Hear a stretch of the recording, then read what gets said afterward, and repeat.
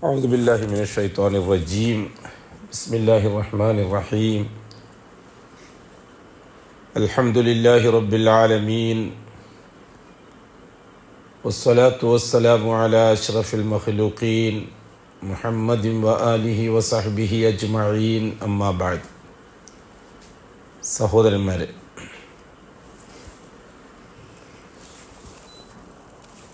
നമ്മൾ പറഞ്ഞു വരുന്ന വിഷയം ഷഹാദത്തുമായി ബന്ധപ്പെട്ട വിഷയമാണ്. അതുകൊണ്ടാണ് നാം ഈ മജ്ലിസു തഅലീമി ഷഹാദ എന്ന് പേരിട്ടത്. ഷഹാദ പഠിക്കുന്ന മജ്ലിസ്, ഷഹാദയുടെ പഠന സദസ്സ്. നിർബന്ധമായും നാം പഠിച്ചിരിക്കേണ്ട ദീനുൽ ഇസ്ലാമിൻ്റെ ഒന്നാമത്തെ കാര്യമാണത്.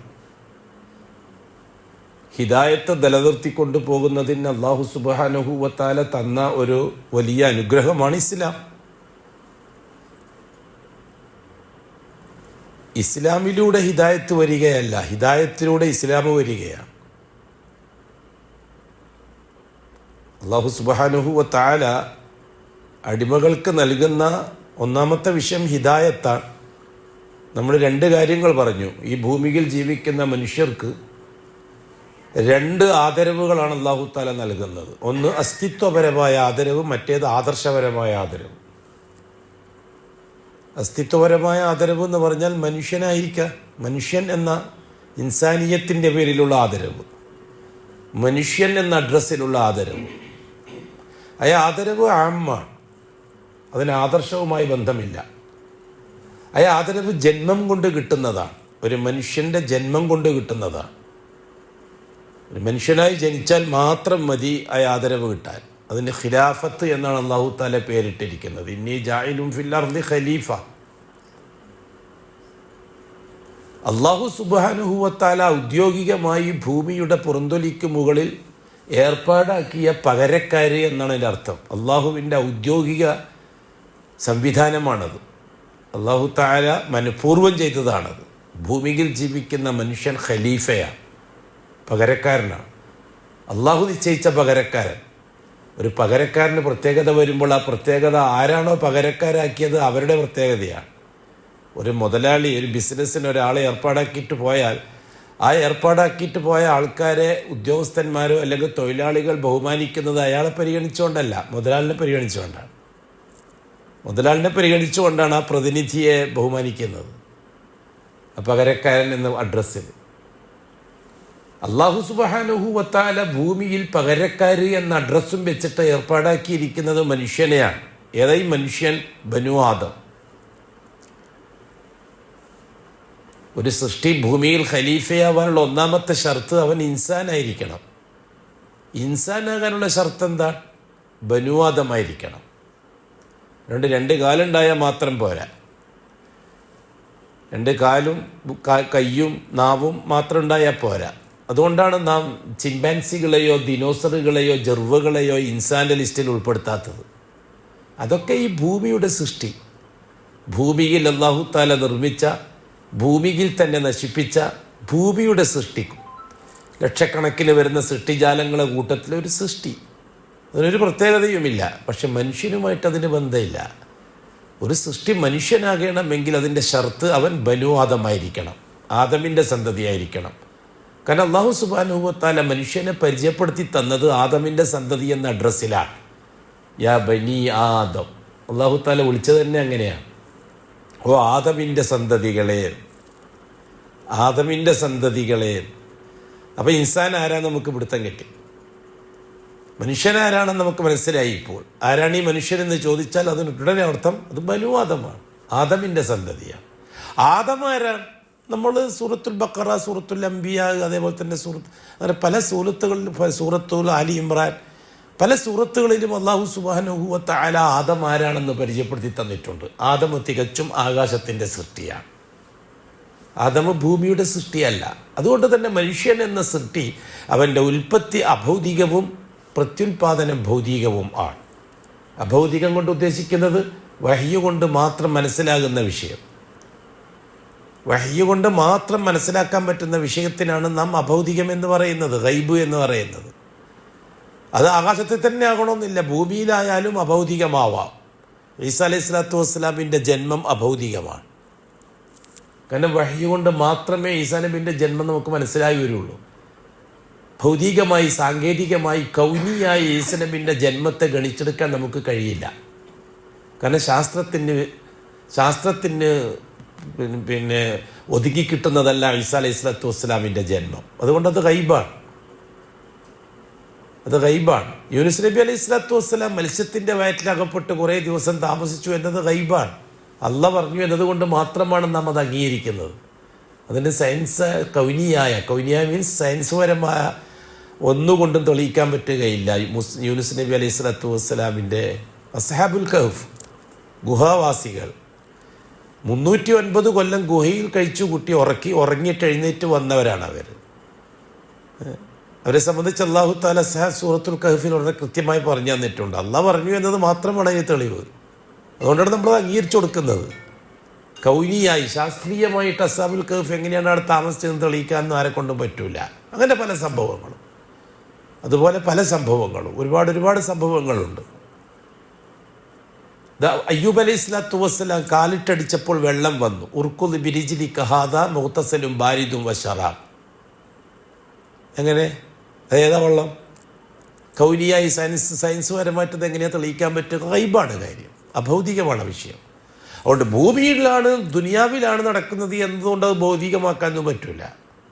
വഹ്യ് കൊണ്ട് അറിയുന്ന കാര്യങ്ങളൊക്കെ അഭൗതികമായിട്ടേ കാണാൻ പറ്റുള്ളൂ. ജിന്നുകളെ നാം അംഗീകരിക്കും. തികച്ചും ഒരു അഭൗതിക സൃഷ്ടിയാണ്. കാരണം അള്ളാഹു പറഞ്ഞു എന്നതുകൊണ്ട് മാത്രമാണ് നമ്മളതിനെ അംഗീകരിക്കുന്നത്. അല്ലെങ്കിൽ നമ്മൾ അംഗീകരിക്കുന്ന പ്രശ്നമില്ല.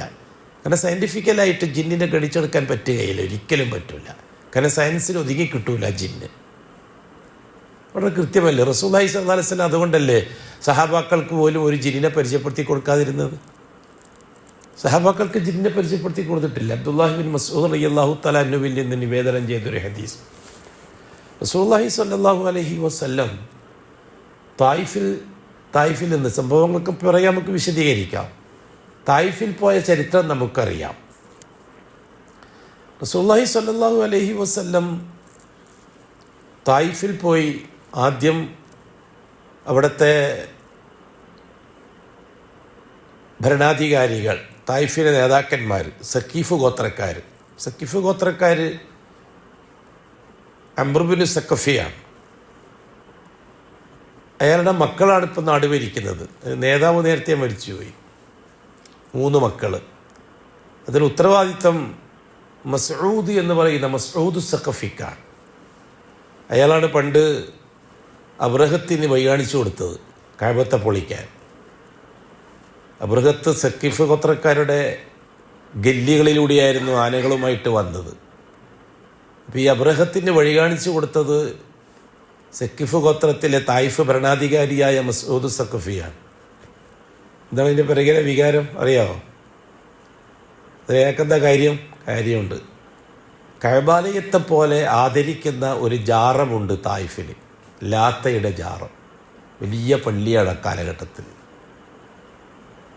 ആ ജാറം ലോകത്തറിയപ്പെടണമെന്ന് മസ്ഊദ് സഖീഫ് ഗോത്രക്കാർ ആഗ്രഹിക്കുന്നുണ്ട്. ഏതാണ്ട് മക്കയിലെ ഖുറൈശി ഗോത്രത്തിന് കിടപിടിക്കുന്ന ഒരു ഗോത്രമാണ് തായിഫിലെ സഖീഫ് ഗോത്രക്കാർ. അതുകൊണ്ട് തന്നെ കഅബം തകർക്കപ്പെടണമെന്ന് സഖീഫ് ഗോത്രക്കാർക്ക് നിർബന്ധമുണ്ട്. എന്നിട്ട് ഈ അഡ്രസ്സ് തായിഫിലേക്ക് പോകണം. ഈ ലാത്തയുടെ ജാറവുമായി ബന്ധപ്പെട്ടത് കഅബത്തിന് പകരമായിട്ടൊരു ഭവനമായി മാറണം. അതിനെല്ലാ സപ്പോർട്ടും ചെയ്ത് കൊടുത്തു സഖീഫ് ഗോത്രക്കാർ കഅബം പൊളിക്കാൻ വേണ്ടി. നമ്മൾ ആലോചിച്ച് നോക്കണം ഒരു സംഭവത്തിൻ്റെ രീതി. വഴി കാണിച്ചു കൊടുത്തത് അവരായിരുന്നു മക്കയിലേക്ക്, സഖീഫ് ഗോത്രക്കാർ. റസൂലുള്ളാഹി സ്വല്ലല്ലാഹു അലൈഹി വസല്ലം അവിടത്തേക്ക് പോയതിൻ്റെ പിറകിൽ അങ്ങനെ ഒരു വികാരമുണ്ട്. ഖുറൈശികൾ മുഹമ്മദ് നബിക്കെതിരാണ്. ആ രീതിയിൽ സഖീഫ് ഗോത്രക്കാർ മുഹമ്മദ് നബിയെ റസൂലുള്ളാഹി സ്വല്ലല്ലാഹു അലൈഹി വസല്ലം തങ്ങളുടെ ഒരു തന്ത്രം, ഒരു പ്ലാനായിരുന്നു. പക്ഷെ ഫലിച്ചില്ല. സഖീഫ് ഗോത്രക്കാർ അഷ്റഫുൽ ഖൽക്കിനോട് സഹകരിച്ചില്ല. സഖീഫ് ഗോത്രത്തിലെ പ്രബലന്മാരായ 3 പേരെ ചെന്ന് കണ്ടു. അതിലൊന്ന് മസ്ഊദാണ്, അതാണ് നേതാവ്. അവർ 3 പേരും അഷ്റഫുൽ ഖൽക്കിനെ തള്ളി. അപ്പോൾ റസൂലുള്ളാഹി തങ്ങൾ പറയുന്നൊരു വാക്കുണ്ട്, ഫഅൽത്തും മാ ഫഅൽത്തും, നിങ്ങൾ ചെയ്തതൊക്കെ ചെയ്തു. നിങ്ങൾ എന്നെ അവഗണിച്ചു, എന്നെ പരിഹസിച്ചു, നിങ്ങൾ എന്നെ കളിയാക്കി. ആദ്യത്തെ ആൾ പറഞ്ഞത്, നീ ഒരു പ്രവാചകനാണ് എങ്കിൽ നിന്നെയാണോ പ്രവാചകനായിട്ട് കണ്ടത്? എത്ര ആൾക്കാർ ഞങ്ങളെ സഖീഫ് ഗോത്രത്തിൽ പ്രബലന്മാരുണ്ട്.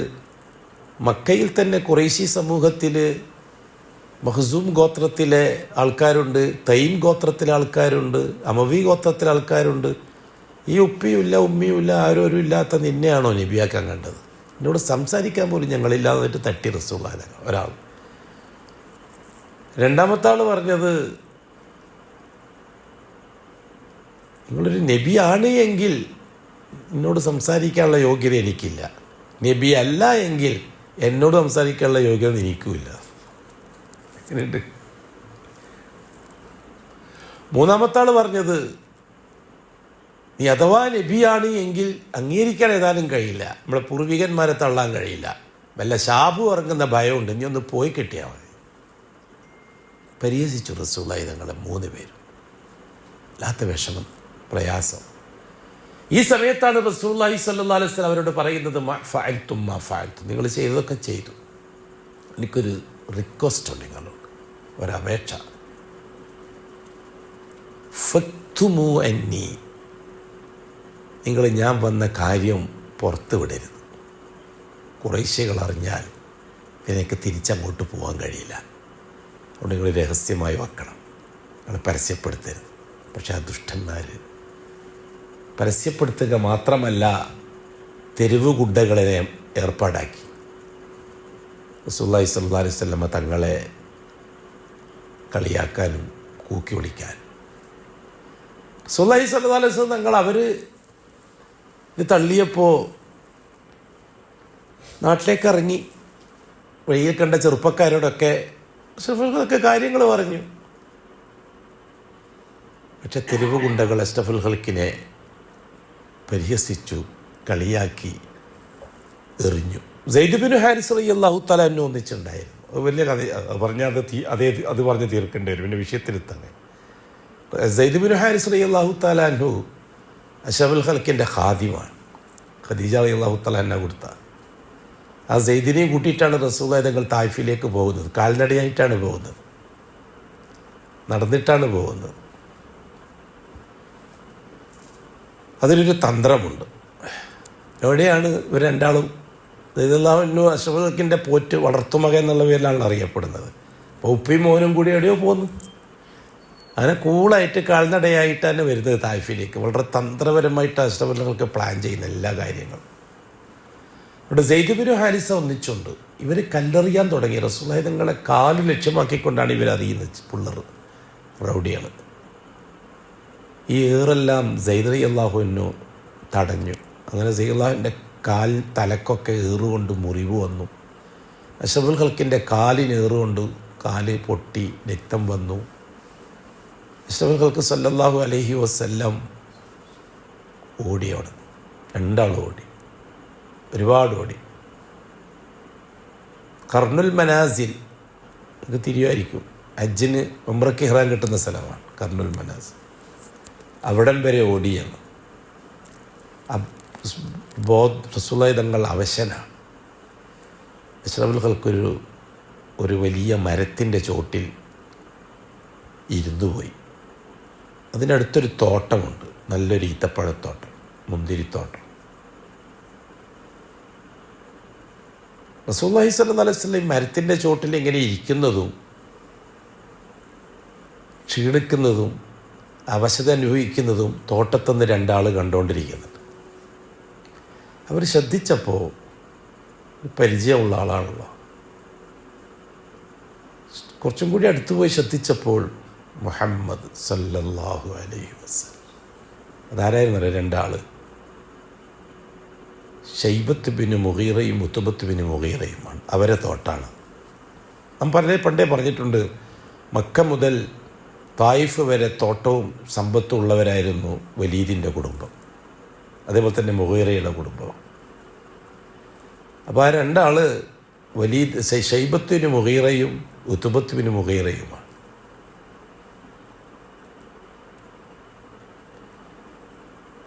അപ്പോൾ രണ്ടാൾക്ക് മനസ്സിലായി എന്തോ പന്തികേടുണ്ട്, മുഹമ്മദ് എന്തോ ഏറൊപ്പിച്ചിട്ടാണ് വന്നിട്ടുണ്ടാകുക. പക്ഷേ അള്ളാഹു സുബ്ഹാനഹു വ തആല റസൂലുള്ളാഹി സ്വല്ലല്ലാഹു അലൈഹി വസല്ലം ആ മരത്തിൻ്റെ ചോട്ടിൽ നിന്നുകൊണ്ട് 2 റക്അത്ത് നിസ്കരിച്ചു. ചിലർ ചോദിക്കാറുണ്ട്, അത് നിസ്കാരം നിർബന്ധമുണ്ടോ? ഈ പണ്ടര പറഞ്ഞ അതിൽ ഒരു ചുക്കും തിരിയാത്തവനോട് സംസാരിക്കാൻ നമുക്ക് ബുദ്ധിമുട്ടാണ്. എന്തെങ്കിലും തിരിയുന്നവരോട് സംസാരിച്ചാലേ ശരിയാവുള്ളൂ. അങ്ങനെ ഇമാം ഷാഫി റഹിമഹുല്ലാഹ് പറയലുണ്ട്, 1000 ആലിമികളോട് ഞാൻ സംസാരിക്കും, ഒരു ജാഹിലിനോട് സംസാരിക്കാൻ എന്നെ കൊണ്ട് പറ്റില്ല. ഇമാം ഷാഫി റഹിമഹുല്ലാഹ് അങ്ങനെ ഓരോരുത്തർ ചോദിക്കും. അത് ചില സെലഫി അഡ്രസ്സുള്ളവരാണ് ചിലത് ചോദിക്കുന്നത്, അന്ന് നിസ്കാരമുണ്ടോ, നിസ്കാരം പിന്നെയല്ലേ ഫർളായത് എന്നുവെച്ചാൽ അതിൻ്റെ അർത്ഥം ഒരു ചുക്കും ഇസ്ലാമിനെ പറ്റി എനിക്ക് അറിയില്ല എന്നതിൻ്റെ അർത്ഥം. ആള് വലിയ സംഘടനാ നേതാവൊക്കെ ആയിരിക്കും. ഇപ്പം അടുത്ത് നടന്ന സംഭവമാണ്. കൂട്ടരെ റസൂലുള്ളാഹി സ്വല്ലല്ലാഹു അലൈഹി വസല്ലം നേരത്തെ നിസ്കരിക്കുന്ന ആളല്ലേ. എന്താണ് യാ അയ്യുഹൽ മുസമ്മിലു ഖുമിൽ ലൈല ഇല്ലാ ഖലീല എന്നുള്ള ആയത്തിൻ്റെ അർത്ഥം? ആ ആയത്തിറങ്ങുന്നത് എപ്പോഴാണ്? നുബുവത്ത് കിട്ടിയിട്ട് 6-7 മാസം കഴിഞ്ഞപ്പോഴല്ലേ സൂറത്ത് ഇറങ്ങുന്നത്. ഇപ്പം നുബുവത്ത് കിട്ടിയ കാലം മുതലേ നിങ്ങൾ നിസ്കരിക്കാനുണ്ടെന്നല്ലേ എൻ്റെ അർത്ഥം. അബൂജഹൽ അഷ്റഫുൽ ഖൽക്കിൻ്റെ കഴുത്തിൽ കുടൽമാലിട്ടത് എപ്പോഴാണ്? നിസ്കരിച്ചുകൊണ്ടിരിക്കുമ്പോൾ അല്ലേ. ഇത്തല്ലതി എൻഹ അബുദനി പൊട്ടെ, ആരോടാ വർത്തനം പറയുന്നത്, വിട്ടേക്ക്. നമ്മൾ എനിക്ക് സഹിക്കാൻ പറ്റാത്ത ഒരു വിഷയമാണ്. ഈ ഷിയാക്കൾ ആരെങ്കിലും സംശയം പറഞ്ഞാൽ നമുക്ക് മറുപടി പറയാൻ രസമുണ്ട്. ഈ സെലഫി എന്ന് പറയുന്ന ഇത്തരം കാര്യങ്ങൾ ചോദിക്കുമ്പോൾ നമുക്ക് ആകെ ജതുപളാണ്. കാരണം വെച്ച് തിരിയുന്നവനെന്നാണല്ലോ അവൻ്റെ ഭാവം, മറ്റോ തിരിയാത്തവൻ. ഒന്നുമില്ലാത്ത പാത്രത്തിൽ നമുക്ക് വെള്ളം നിറക്കാം, കാലി കുപ്പിയാണെങ്കിൽ വെള്ളം നിറക്കാം, പാല് നിറക്കാം, മോര് നിറക്കാം, എന്തെങ്കിലും സംതിങ് ഉള്ളിൽ നിറക്കാൻ ഒന്നും പറ്റില്ല. വെള്ളത്തിൽ വെള്ളയെ നിറക്കാൻ പറ്റും. അതിൽ പാൽ ഒഴിച്ചാൽ പാല് കുഴപ്പമാവും. പാലുള്ള വെള്ളത്തിൽ വെള്ളം ഒഴിച്ചാലോ അതും കുഴപ്പമാവും. അതുകൊണ്ട് ഒന്നും ഇല്ലാത്ത പാത്രത്തിൽ നിറക്കലേ രസം. ഒന്നുമില്ലാത്ത പാത്രമായിരുന്നു ഹംസ റളിയല്ലാഹു അൻഹു. ഇച്ചിരിയൊക്കെ ഉള്ള പാത്രമായിരുന്നു അബൂ താലിബിൻ്റെ പാത്രം. എങ്ങനെയുണ്ട്? ഒന്നുമില്ലാത്ത പാത്രത്തിൽ പെട്ടെന്ന് നിറഞ്ഞു. ഇച്ചിരിയൊക്കെ ഉണ്ട് എന്ന് പറഞ്ഞ പാത്രം നിറഞ്ഞില്ല, മരിക്കുന്നത് വരെയും നിറഞ്ഞില്ല. അബൂ താലിബിൻ്റെ പാത്രം നിറഞ്ഞില്ല. അഫമൻ ശറഹല്ലാഹു സദ്റഹു ലിൽ ഇസ്ലാം ഫഹു അലാ നൂരിൻ മിൻ റബ്ബി ഫവൈലുൽ ലിൽ ഖാസിയത്തി ഖുലൂബുഹും മിൻ ദിക്രില്ലാഹ്. ഹംസ റളിയല്ലാഹു തആല അൻഹുവിൻ്റെ കൽബ് അല്ലാഹു തആല തുറന്നു കൊടുത്തു. അബൂ താലിബിൻ്റെ കൽബ് അല്ലാഹു തആല പൂട്ടി താക്കോല് ഖജനാവിൽ വെച്ചിരിക്കുകയായിരുന്നു. അതുകൊണ്ട് ആർക്കും തുറക്കാൻ കഴിയില്ല. ആ കൽബ് ആര് വിചാരിച്ചാലും തുറക്കാൻ കഴിയില്ല. തുറക്കാൻ കഴിഞ്ഞിട്ടുമില്ല മരിക്കുന്നത് വരെയും.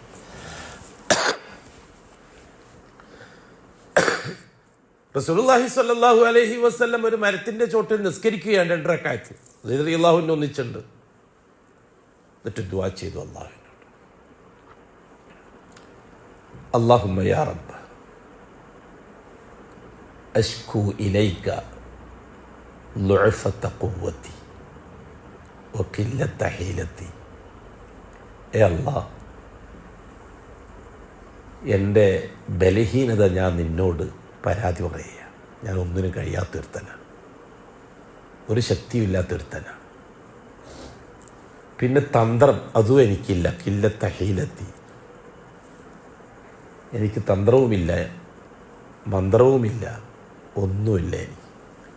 ഇലാമൻ തക്കിലുനി, നീ ആരിലേക്കാണ് അല്ലാഹു നീ എന്നെ ഏൽപ്പിക്കാൻ പോകുന്നത്? ഒരു ദയയും കാണിക്കാത്ത എൻ്റെ കുടുംബത്തിൻ്റെ അടുക്കലേക്കോ, ഈ അക്രമികളായ അന്യരുടെ കയ്യിലേക്കോ, ആരുടെ കയ്യിലേക്കാണ് നീ എന്നെ ഏൽപ്പിക്കാൻ പോകുന്നത്? ശരിയാണ്, നീ എൻ്റെ ഒന്നിച്ചുണ്ടെങ്കിൽ എനിക്കിതൊന്നും വിഷയമല്ല. എനിക്ക് എന്നോട് ദേഷ്യമില്ല എന്നെനിക്ക് ഉറപ്പുണ്ടെങ്കിൽ ഞാൻ ഇതെല്ലാം സഹിക്കാൻ തയ്യാറാണ്. അതോ എൻ്റെ അടുത്ത് എന്തെങ്കിലും പാളിച്ച വന്നു പോയത് കൊണ്ടാണ് ഈ ദുരന്തമൊക്കെ സംഭവിച്ചതെങ്കിൽ മാപ്പാക്കി താന്ന. നീയും ഇല്ലെങ്കിൽ പിന്നെ വേറെ ആരും എനിക്കില്ല. നീ കൈവിട്ടാൽ പിന്നെ എന്നെ ആർക്കും വേണം. കരയാൻ തുടങ്ങിയ ഇഷ്ടപ്പെടുക. ഇതാര് കാണുന്നു? ശൈബത്തും ഉത്തമത്തും കാണുന്നു. അപ്പം അവരവരെ ഖാദിമിനെ വിളിച്ച്, പണിക്കാരനെ വിളിച്ചിട്ട് പറഞ്ഞു, എടാ, ഒരു ക്രിസ്ത്യാനിയായിരുന്നു അയാൾ, ഇറാഖുകാരനാണ്.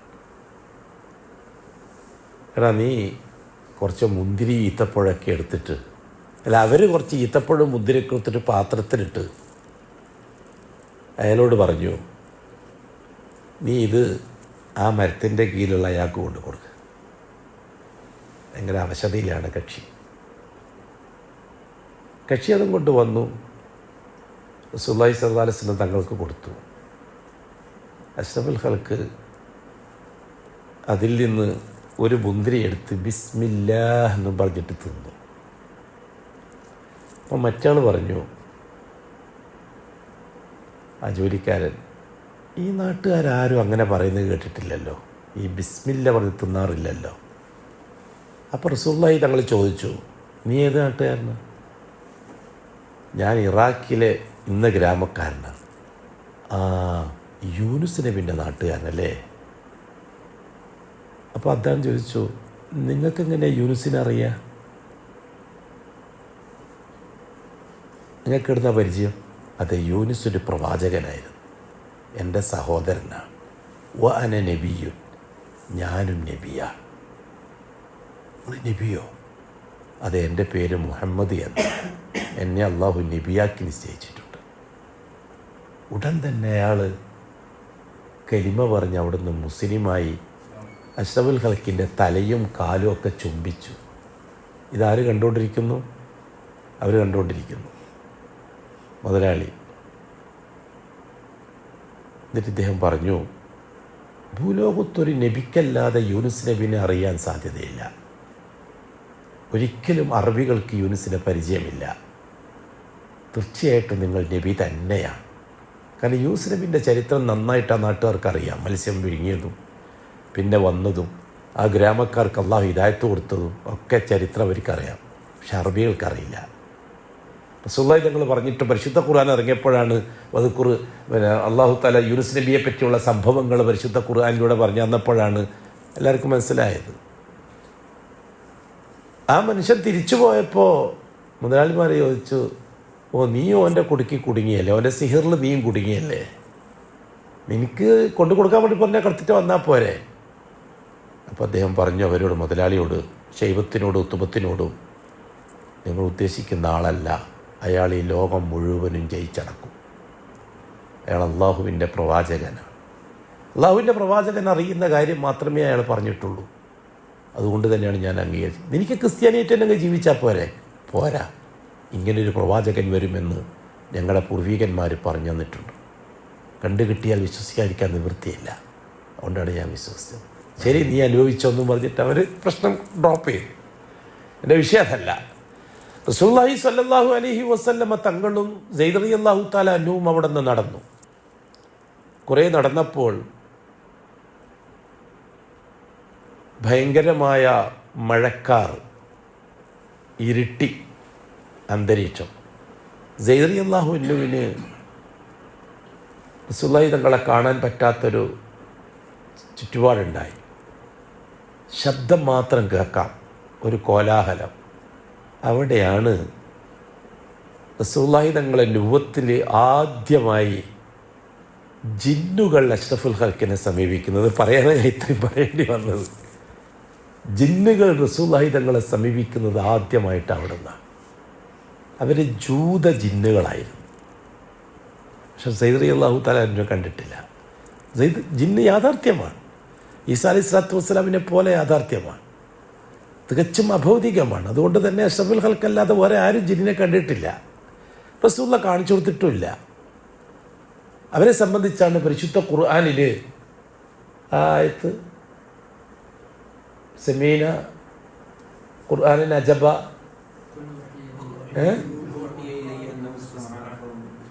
നഫ്റുമിൽ ജന്ന, ഇതല്ല ജിന്നിൻ്റെ ആയത്തല്ല, വേറൊരു ആയത്തിൻ്റെ ഖാലു യാ ഖൗമനാ അജീബു ദാഇ അല്ലാഹ്, ആ ആയത്ത് അതിനെ സംബന്ധിച്ചിറങ്ങിയതാണ്. തൈഫിൽ വെച്ച അഷ്റഫുൽ ഖൽക്കിനിടയിൽ അവർ പറയുന്നൊരു വാക്കുണ്ട് ആ ആയത്തിൽ. മൂസ നബിക്ക് ശേഷം ഇത്തരത്തിൽ വേറൊരു വാക്ക് നമ്മൾ കേട്ടിട്ടില്ല എന്ന്. അപ്പോൾ മൂസ നബിൻ്റെ അനുയായികളാണ് അവരെന്ന് മനസ്സിലായി. ഖുർആൻ ഷരീഫിൽ റസൂലുള്ളാഹി സ്വല്ലല്ലാഹു അലൈഹി വസല്ലം തങ്ങളടുത്ത് അവർ കേൾക്കുകയും ഇതൊരു അജബായ കാര്യമാണല്ലോ എന്ന് കേൾക്കുകയും റസൂലുള്ളാഹി തങ്ങളെ കൊണ്ട് വിശ്വസിക്കുകയും പിന്നീട് ഒരിക്കൽ അവർ മക്കയിലേക്ക് റസൂലുള്ളാഹി തങ്ങളെ കാണാൻ വേണ്ടി വരുന്നുണ്ട്. അതാണ് അബ്ദുല്ലാഹി ബിൻ മസ്ഊദിൽ നിന്നുള്ള റിപ്പോർട്ട്. അബ്ദുല്ലാഹ് ബിൻ മസ്ഊദ് റളിയല്ലാഹു അൻഹു പറയുകയാണ്, ഒരു ദിവസം എന്നെയും കൂട്ടിയിട്ട് രാത്രി റസൂലുള്ളാഹി ഞങ്ങളെ കാണുന്നില്ല. ഞങ്ങൾ അടക്കപ്പരുതി, ഒരിടത്തും കാണുന്നില്ല. ഒരുപാട് അന്വേഷിച്ച് ഞങ്ങളാകെ ബേജാറായി. നേരം വെളുക്കുന്നവരെ റസൂലുള്ളാഹി തങ്ങൾ വന്നില്ല. സുബഹി കഴിഞ്ഞപ്പോൾ ഹിറാ ഗുഹയുടെ ഭാഗത്തൊന്ന് നബി തങ്ങൾ നടന്നു വരുന്നുണ്ട്. സഹാബാക്കൾ പറഞ്ഞു, യാ റസൂലല്ലാഹ്, ഞങ്ങളാകെ പേടിച്ചു പോയി. എവിടെ പോയതാണ് അങ്ങനെ?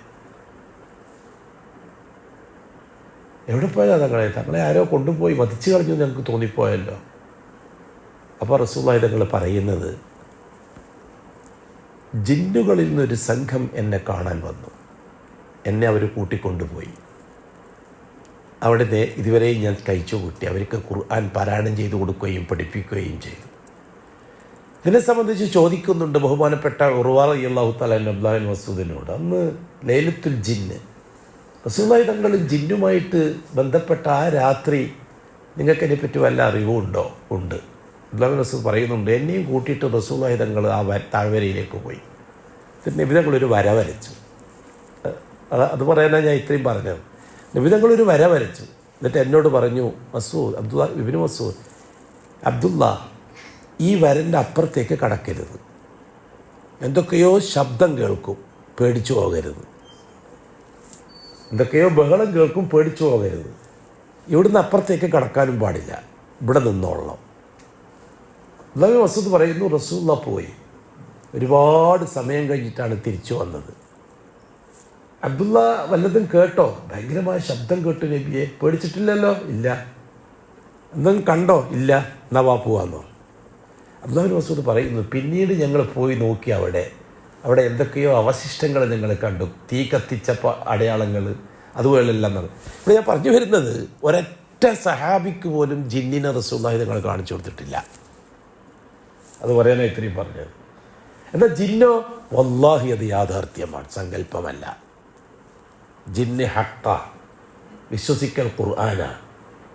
അതത് സുമാറം, അതങ്ങനെയാണ് ഇങ്ങനെയാണെന്ന് പറഞ്ഞിട്ട് ന്യായീകരിക്കാനൊന്നും പറ്റില്ല. ജിന്നിൻ്റെ അസ്തിത്വം ഹക്കാണ്, ഇൻസിൻ്റെ അസ്തിത്വം പോലെ ഹക്കാണ്. ജിന്നിൻ്റെ അസ്തിത്വത്തിൻ്റെ പ്രത്യേകത എന്താണ്? അത് തികച്ചും അഭൗതികമാണ്. ഇൻസിൻ്റെ അസ്തിത്വം അഭൗതികമൽ, അതിൻ്റെ ഉൽപ്പത്തി അഭൗതികവും പ്രത്യുൽപാദനം ഭൗതികവും ആണ്.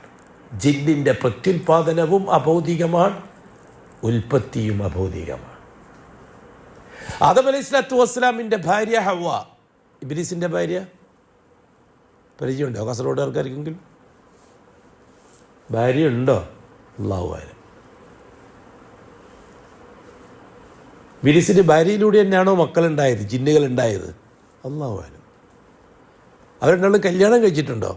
അല്ലാഹു അലം. ആദമും ഹവ്വാവും കല്യാണം കഴിച്ചിട്ടുണ്ട്. അല്ലാഹു കല്യാണം കഴിച്ചു കൊടുത്തിട്ടുണ്ട്. അല്ലാഹു തആല വളരെ കൃത്യമായിട്ട്, യാ അയ്യുഹന്നാസു തഖൂ റബ്ബക്കും അല്ലദീ ഖലഖക്കും മിൻ നഫ്സിൻ വാഹിദ വഖലഖ മിൻഹാ സൗജഹ. കൃത്യമാണ് കാര്യം. ആദം ആകാശത്തു നിന്ന് വരുമ്പോൾ ഭാര്യ ഒന്നിച്ചുണ്ടായിരുന്നു. ഇബ്ലീസ് ആകാശത്ത് നിന്ന് വരുമ്പോൾ ഭാര്യ ഒന്നിച്ചുണ്ടായിരുന്നോ? നിങ്ങൾ കേട്ടിട്ടുണ്ടോ? ഇല്ല. അല്ലാഹു അലം. ഇല്ലാന്നല്ല, അല്ലാഹു അലം. ഭാര്യയും ഭർത്താവും തമ്മിൽ ബന്ധപ്പെട്ടിട്ട് തന്നെയാണോ ജിന്ന് മക്കളുണ്ടാകുന്നത് ഇബ്ലീസിന്? അല്ലാഹു അലം. വല്ല തെളിവെടുത്തുണ്ടോ?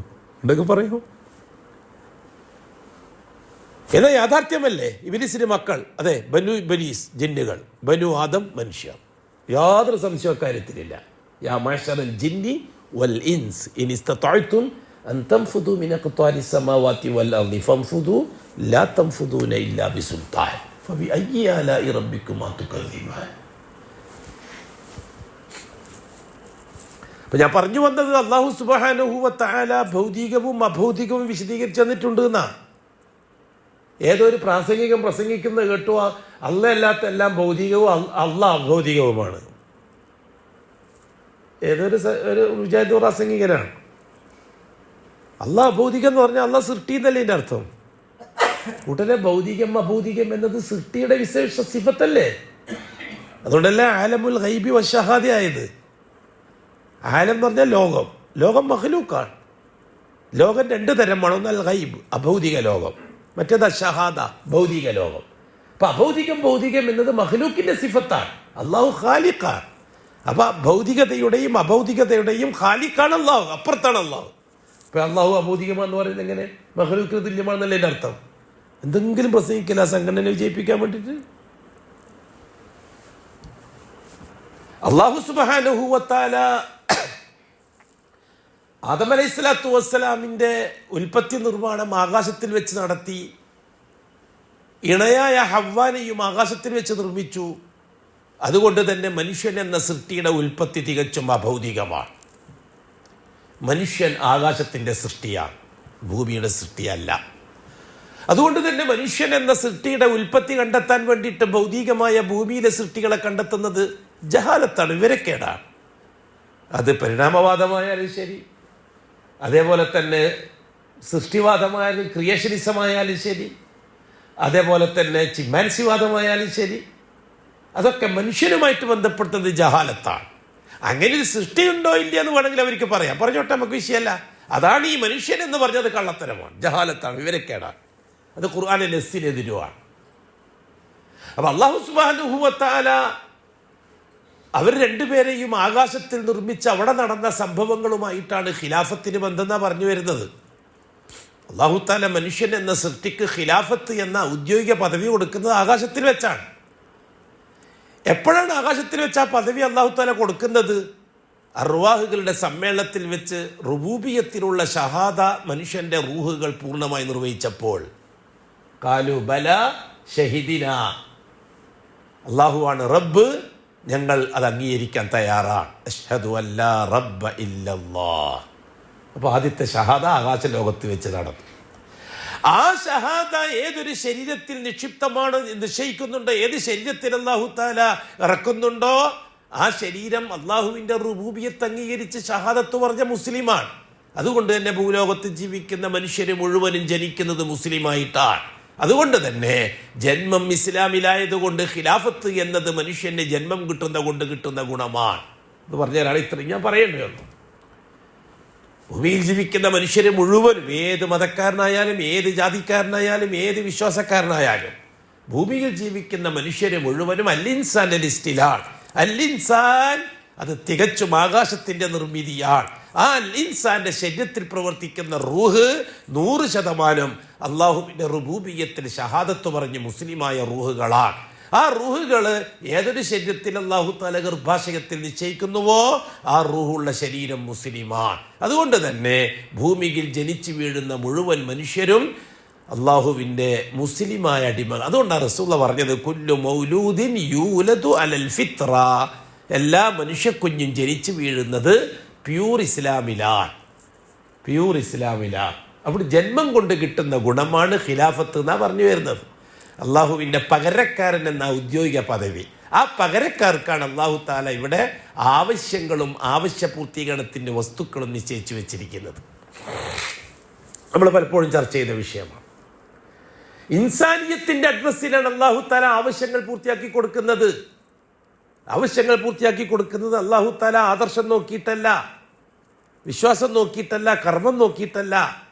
അതുകൊണ്ട് ഹിന്ദു ആയിരിക്കെ അവൻ്റെ ആവശ്യം പൂർത്തിയാക്കി കൊടുക്കുന്നത് റഹ്മാനായ അള്ളാഹുവാണ്. ക്രിസ്ത്യാനി ആയിക്കൊണ്ട് തന്നെ അവൻ്റെ ആവശ്യം പൂർത്തിയാക്കി കൊടുക്കുന്നത് റഹ്മാനായ അള്ളാഹുവാണ്. ജൂതനായിക്കൊണ്ട് തന്നെ അവൻ്റെ ആവശ്യം പൂർത്തിയാക്കി കൊടുക്കുന്നത് റഹ്മാനായ അള്ളാഹുവാണ്. ഒരു നിരീശ്വരവാദി ആയിക്കൊണ്ട് തന്നെ അവൻ്റെ ആവശ്യം പൂർത്തിയാക്കി കൊടുക്കുന്ന അള്ളാഹുവാണ്. എന്തുകൊണ്ട്? അല്ലാഹു സുബ്ഹാനഹു വ തആല ഭൂമിയിൽ ജീവിക്കുന്ന മനുഷ്യന്റെ ആവശ്യ പൂർത്തീകരണത്തിന് നീ ആദർശവാദിയായിരിക്കണമെന്ന ഷർത്ത് അല്ലാഹു തആല വെച്ചിട്ടില്ല. ലക്കും ഫിൽ അർളി മുസ്തഖറുൻ വ മതാഉൻ ഇലാഹി. ഖുർആൻ.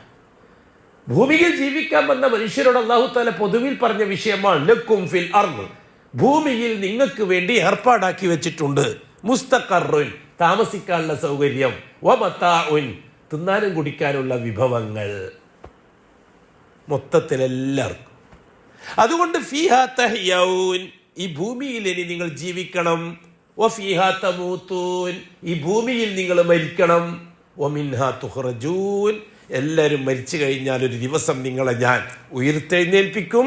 ആ സമയത്ത് നിങ്ങളെ കാര്യത്തിൽ തീരുമാനമെടുക്കും. അല്ലാഹു തആല മനുഷ്യരോട് മൊത്തത്തിൽ പറഞ്ഞ സൂറത്തുൽ ബഖറയുടെ ആയത്തല്ലേ കൂട്ടരെ. അപ്പൊ അല്ലാഹു സുബ്ഹാനഹു വ തആല ഭൂമിയിൽ ജീവിക്കുന്ന മനുഷ്യർക്ക് നൽകുന്ന ഒന്നാമത്തെ പോരിശ ഖിലാഫത്തിൻ്റെതാണെന്നാണ് പറഞ്ഞു വരുന്നത്. അതുകൊണ്ട് ഇവിടുത്തെ ഹിന്ദുവിനെയോ ക്രിസ്ത്യാനിയെയോ ജൂതനെയോ മജൂസിയെയോ നിരീശ്വരവാദിയെയോ ഭൗതികവാദിയെയോ അസ്തിത്വപരമായി ഇല്ലാതാക്കാൻ ലോകത്തൊരു ശക്തിക്കും കഴിയില്ല. ഒരു ശക്തിക്കും കഴിയില്ല. ഒരു മതക്കാർക്കും മറ്റൊരു മതക്കാരെ ഇല്ലാതാക്കാൻ കഴിയില്ല, കഴിഞ്ഞിട്ടുമില്ല. ആദം അലൈഹിസ്സലാത്തു വസ്സലാമിന് ശേഷം ലോക ചരിത്രത്തിൽ അങ്ങനെ ഒരു സംഭവമേ നടന്നിട്ടില്ല. അല്ലാഹു സുബ്ഹാനഹു വ തആല 2 പ്രാവശ്യമായി ഏകപക്ഷീയമായി ഭൂമി മനുഷ്യൻ്റെത് മാത്രം, മുസ്ലിമീങ്ങളത് മാത്രമാക്കി തീർത്തിട്ടുണ്ട്. ഒന്ന് ആദം അലൈഹിസ്സലാത്തു വസ്സലാം മുതൽ നൂഹ് നബി വരെയുള്ള കാലഘട്ടം ഇസ്ലാമിൻ്റെത് മാത്രമാണ്. നൂഹ് നബി അലൈഹിസ്സലാത്തു വസ്സലാമിൻ്റെ കാലഘട്ടത്തിൽ നടന്ന വെള്ളപ്പൊക്കത്തോടുകൂടി ഭൂമി ശുദ്ധികലശം നടത്തപ്പെട്ടു. ആ കപ്പൽ നിറങ്ങുന്നത് 100% മുവഹ്ഹിദീങ്ങളാണ്. ആ സമയത്താണ് അല്ലാഹു തആല 100% മുവഹ്ഹിദീങ്ങളെ മുസ്ലിമീങ്ങളെ ഉണ്ടാക്കിയത് ഭൂമിയിൽ. രണ്ടാമത്തൊരു സമയം അല്ലാഹു സുബ്ഹാനഹു വ തആല ഭൂമിയിൽ മുസ്ലിമീങ്ങളെ മാത്രം ഉണ്ടാക്കി തീർത്തത്. ഒന്നാമത്തത് ആദമു തൊട്ട് നൂഹ് നബി വരെയുള്ള കാലം, രണ്ടാമത്തത് നൂഹ് നബിൻ്റെ കാലഘട്ടത്തിലുള്ള വെള്ളപ്പൊക്കത്തിന് ശേഷം. പിന്നെ ഒരു കാലഘട്ടത്തിലും ഇന്ന് വരെയും ഇസ്ലാമിൻ്റെ മാത്രമായിട്ട് അല്ലാഹു തആല ഭൂമിയെ ഉണ്ടാക്കിയിട്ടില്ല. മുഹമ്മദ് മുസ്തഫ തങ്ങളുടെ കാലഘട്ടത്തിൽ പോലും. അങ്ങനെ ഒരു ക്രെഡിറ്റ് വേണമെന്നുണ്ടെങ്കിൽ അത് അഷ്റഫുൽ ഖൽക്കിന് കൊടുക്കാമായിരുന്നു. പക്ഷെ അല്ലാഹു തആല അങ്ങനെ ഒരു ക്രെഡിറ്റ് മുഹമ്മദ് നബിക്ക് കൊടുത്തില്ല. മുഹമ്മദ് നബി ജീവിച്ചിരിക്കുന്ന 23 കൊല്ലക്കാലം ഭൂലോകം മുഴുവനും ഇസ്ലാമിൻ്റെത് മാത്രമാക്കി തീർക്കാതില്ലത്. 1% ഭൂലോകത്താകെ ജീവിച്ച 1-2% മാത്രമാണ് അഷ്റഫുൽ ഖൽക്കിനെ കൊണ്ട് വിശ്വസിച്ചത്. ഹബീബ് വഫാത്താകുമ്പോൾ 1,400,000 1,40,000 പേരാണ് മുസ്ലിമീങ്ങളായിട്ടുണ്ടായത്. 1,40,000 പേര്. അന്ന് ഇന്ത്യയിൽ മനുഷ്യരുണ്ട്, ആഫ്രിക്കയിൽ മനുഷ്യരുണ്ട്, അമേരിക്കയിൽ മനുഷ്യരുണ്ട്, പിന്നെ യൂറോപ്പിൽ മനുഷ്യരുണ്ട്. എല്ലായിടത്തും മനുഷ്യൻ ജീവിക്കുന്ന കാലമാണ് റസൂലുള്ളാഹി തങ്ങളുടെ ബൈഅത്തുണ്ടായത്. മറ്റു നബിമാരെ പോലെയല്ല. എല്ലാ ഭൂഖണ്ഡങ്ങളിലും മനുഷ്യൻ ലക്ഷക്കണക്കിന് മനുഷ്യർ ജീവിക്കുന്ന കാലമാണ്. എന്നിട്ടും അഷ്റഫുൽ ഖൽക്ക് വഫാത്താകുന്നതിൻ്റെ ഇടയിൽ 1,40,000 പേർക്ക് മാത്രമേ അല്ലാഹു ഹിദായത്ത് കൊടുത്തുള്ളൂ. ബാക്കിയുള്ളവരെല്ലാം നരകത്തിൻ്റെ വിറകുകളായിട്ട് ചത്തൊടുങ്ങുകയാണ് ചെയ്തത് ഭൂമിയിൽ. അള്ളാഹിൻ്റെ സുന്നത്ത്. അള്ളാഹിൻ്റെ സുന്നത്ത് മാറ്റാനൊന്നും ആരും മെനക്കെടൊന്നും ചെയ്യേണ്ട, നടക്കുന്ന കാര്യമല്ല അത്. അല്ലാഹു സുബ്ഹാനഹു വ തആല ആ രീതിയിലാണ് ഭൂമിയിൽ മനുഷ്യരെ സംവിധാനിച്ചതെന്നാണ് പറഞ്ഞു വരുന്നത്. അപ്പോൾ ആവശ്യ പൂർത്തീകരണവുമായിട്ട് നമ്മൾ ആദർശത്തെ ബന്ധിപ്പിക്കണ്ട. അതുകൊണ്ട് നല്ല നിലക്ക് നിസ്കരിച്ചാൽ തെങ്ങിൽ കുറേ തേങ്ങ പിടിക്കുന്ന ആരും കരുതണ്ട. നിസ്കരിച്ചിട്ടില്ലെങ്കിലും കുഞ്ഞിരാമിൻ്റെ തെങ്ങിലും അള്ള തന്നെയാണ് തേങ്ങ പിടിപ്പിക്കുന്നത്, വർഗീസിൻ്റെ തെങ്ങിലും അള്ളയാണ് തേങ്ങ പിടിപ്പിക്കുന്നത്. അതുകൊണ്ട് നീ തേങ്ങ പിടിക്കാൻ വേണ്ടി നിസ്കരിക്കണ്ട. കച്ചവടത്തിൽ ലാഭം കിട്ടാൻ വേണ്ടിയിട്ട് ദിക്റും തസ്ബീഹും ചെയ്തിട്ട് ദിക്റൽക്കും സലാത്തൽക്കും എടുത്തിട്ടുള്ള ദിക്റ് മുഴുവൻ വെച്ച് തസ്ബീഹ് മാലിക്ക് എത്തിയിട്ടാണ് പീടിക ഉറക്കാൻ പോവുക കച്ചവടത്തിൽ ലാഭം കിട്ടാൻ. ഇതൊന്നും ഇല്ലാത്ത നിരീശ്വരവാദിക്കും കച്ചവടത്തിൽ ലാഭം കൊടുക്കാൻ ഏറ്റത് അള്ളാഹുവാണ്. കുല്ലൻ ഉമ്മിദു ഹൗല വഹൗല, നിങ്ങൾക്കും അവർക്കും എല്ലാം ഞാനാണ് തരുന്നത് എന്ന് അല്ലാഹു തആല പറഞ്ഞ കാര്യമാണ്. ദുനിയാവിൻ്റെ വിഷയം അങ്ങനെയാണ്. അതായത് ദുനിയാവുണ്ടാക്കാൻ വേണ്ടി, ദുനിയാവിൻ്റെ ആവശ്യങ്ങൾ പൂർത്തിയാക്കാൻ വേണ്ടിയിട്ട് ആദർശത്തെ അല്ലാഹു തആല ശർത്താക്കി വെച്ചിട്ടില്ല. അതുകൊണ്ട് തന്നെ ജാറങ്ങളും മതങ്ങളും ബാത്തിലാണ്, കള്ളമാണ്, നിരർത്ഥകമാണ്. കാരണം ആവശ്യ പൂർത്തീകരണത്തിന് വേണ്ടി ആത്മീയ ബന്ധമുണ്ടാക്കാനുള്ളതാണ് മതങ്ങൾ. അത് ആര്യമതമാവട്ടെ, ദ്രാവിഡ മതമാവട്ടെ, ആര്യമതമാവട്ടെ, ജൂതമതമാവട്ടെ, മജൂസി മതമാവട്ടെ, ക്രിസ്തീയ മതമാവട്ടെ, ഷീഈ മതമാവട്ടെ, കമ്മ്യൂണിസ്റ്റ് മതമാവട്ടെ, ഏത് മതവും ആവശ്യ പൂർത്തീകരണത്തിന് ആത്മീയ ബന്ധമുണ്ടാക്കി തീർക്കാനുള്ള പുരോഹിത വർഗത്തിൻ്റെ ഇടപെടലുകളാണ് മതങ്ങൾ. അതുകൊണ്ട് മതങ്ങളെപ്പറ്റി ചർച്ച ചെയ്യുന്ന വിഷയമേ ഇല്ല. ചിലർ മതം പഠിക്കാൻ ബൈബിളും രാമായണവും ഭഗവത്ഗീതയും പഠിക്കാനായിട്ട് കാലേജ് എന്തിന്? ബാത്തിലാണത്. ബാത്തിന് വെച്ചുകൊണ്ട് ഹക്കിനെ പ്രബോധനം ചെയ്യുക എന്നുള്ളത് വിഡ്ഢിത്തമല്ലെങ്കിൽ പിന്നെന്താണ്? ബാത്തിലിനെ ഉപയോഗിച്ചുകൊണ്ട് ഹക്കിനെ പ്രബോധനം ചെയ്യാനോ? ആരേൽപ്പിച്ച കാര്യമാണത്? ബാത്തിലായ വിഷയമാണത്. മതങ്ങൾ എന്ന് പറഞ്ഞാൽ ബാത്തിലാണ്, അതിയാൻ ബാത്തിലാണ്. അഫ ഗൈറ ദീനില്ലാഹി യബ്ഗൂൻ വലഹു അസ്ലമ മൻ ഫിസ് സമാവാതി വമൻ ഫിൽ അർളി വതൗഅൻ വകർഹൻ വഇലൈഹി തുർജഊൻ. നിങ്ങൾ അല്ലാഹുവിൻ്റെതല്ലാത്ത ദീനിനെ എന്തിനാണ് നിങ്ങൾ പരിഗണിക്കാൻ നിൽക്കുന്നത്? ഭൂലോകം മുഴുവൻ മുസ്ലിമാണ്. അസ്ലമ മൻ ഫിസ് സമാവാതി വൽ അർള്, ആകാശ ഭൂമികളിലുള്ള സകലതും മുസ്ലിമാണ്. തൗഅൻ, ചിലർ അനുസരണ ബുദ്ധിയ, കറുഹൻ, ചിലർ നിർബന്ധ ബുദ്ധിയ. ചിലർ ജന്മനാ മുസ്ലിമാണ്, ചിലർ ഹിദായത്ത് വന്നു ചേർന്ന വക മുസ്ലിമാണ്. മുസ്ലിം അല്ലാത്ത ആരും ലോകത്തില്ല. നിങ്ങൾ ഈ മുസ്ലിം അല്ലാത്ത ഇസ്ലാം അല്ലാത്ത മതത്തെപ്പറ്റി എന്തിനാണ് നിങ്ങൾ ചർച്ച ചെയ്യാൻ നിൽക്കുന്നത്? ബാത്തിലാണ്. മതങ്ങളുടെ അടിസ്ഥാന കേന്ദ്രമാണ് ജാറങ്ങൾ. ജാറങ്ങളിൽ നിന്നാണ് മതങ്ങൾ ഉണ്ടാകുന്നത്. ദ്രാവിഡ മതം ഉണ്ടാകുന്നത് ജാറങ്ങളെ പരിഗണിച്ചുകൊണ്ടാണ്. ആര്യമതം ഉണ്ടാകുന്നത് ജാറങ്ങളെ പരിഗണിച്ചുകൊണ്ടാണ്. ക്രിസ്തുമതവും ജൂതമതവും വന്നത് ജാറങ്ങളെ വെച്ചുകൊണ്ടാണ്. മതങ്ങൾക്ക് അടിസ്ഥാനപരമായി അല്ലാഹു തആല ഉണ്ടാക്കിയത് ജാറങ്ങളെയാണ്. ദീനുൽ ഇസ്ലാം ആവട്ടെ ആകാശത്തിൽ നിന്ന് വന്ന ദീനാണ്. മതങ്ങൾക്ക് ആകാശവുമായിട്ട് എന്താണ് ബന്ധം? ഹിന്ദുമതത്തിന് ആകാശവുമായിട്ട് എന്താണ് ബന്ധം? ക്രിസ്തുമതത്തിന് ആകാശവുമായിട്ട് എന്താണ് ബന്ധം? ഭൂമിയിൽ ജീവിക്കുന്ന പുരോഹിതന്മാർ അനുയായികൾക്ക് ഭൗതിക വസ്തുക്കൾ സമ്പാദിക്കുന്നതിന് ആത്മീയ ബന്ധം ഉണ്ടാക്കി തീർക്കാനല്ലേ മതങ്ങൾ ഉണ്ടാക്കിയത്? അതിന് ആകാശത്തിന് എന്ത് ബന്ധം? ആകാശത്തിന്റെ വ്യവസ്ഥിതി എന്താണ്? മതം ഉണ്ടായാലും മതം ഇല്ലെങ്കിലും വിഭവങ്ങൾ നൽകാമെന്നല്ലേ ആകാശത്തിന്റെ വ്യവസ്ഥിതി? മതം ഉണ്ടായാലും ഇല്ലെങ്കിലും തിന്നാനും കുടിക്കാനും തരാമെന്നല്ലേ അള്ളാഹുവിന്റെ കൽപ്പന. പിന്നെന്തിനാണ് മതം? പിന്നെന്തിനാണ് ജാറങ്ങൾ? പിന്നെന്തിനാണ് കച്ചവടത്തിൽ ലാഭം കിട്ടാൻ വേണ്ടിയിട്ട് അജ്മീറിലേക്ക്, സൂക്കേട് മാറാൻ വേണ്ടി നാഗൂറിലേക്ക്? വല്ലാഹി കുഫറാണ്. അള്ളാഹുവിന്റെ കൽപ്പനയ്ക്ക് ഘടകവിരുദ്ധമാണ്.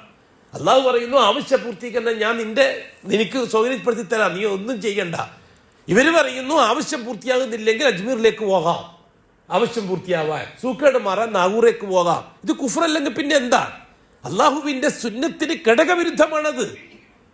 നാം ചോദിക്കുന്നത്, നാഗൂർ പോയിട്ടാണ് ഒരു മേത്തന്റെ അല്ലെങ്കിൽ ഒരു ഷീഇ വർഗത്തിന്റെ സൂക്കേട് മാറിയതെങ്കിൽ ഹിന്ദുവിന്റെ രോഗം മാറിയത് എവിടെ പോയിട്ടാണ്? ഗുരുവായൂർ പോയിട്ടാണ് സംബന്ധിച്ചു കൊടുക്കേണ്ടി വരും.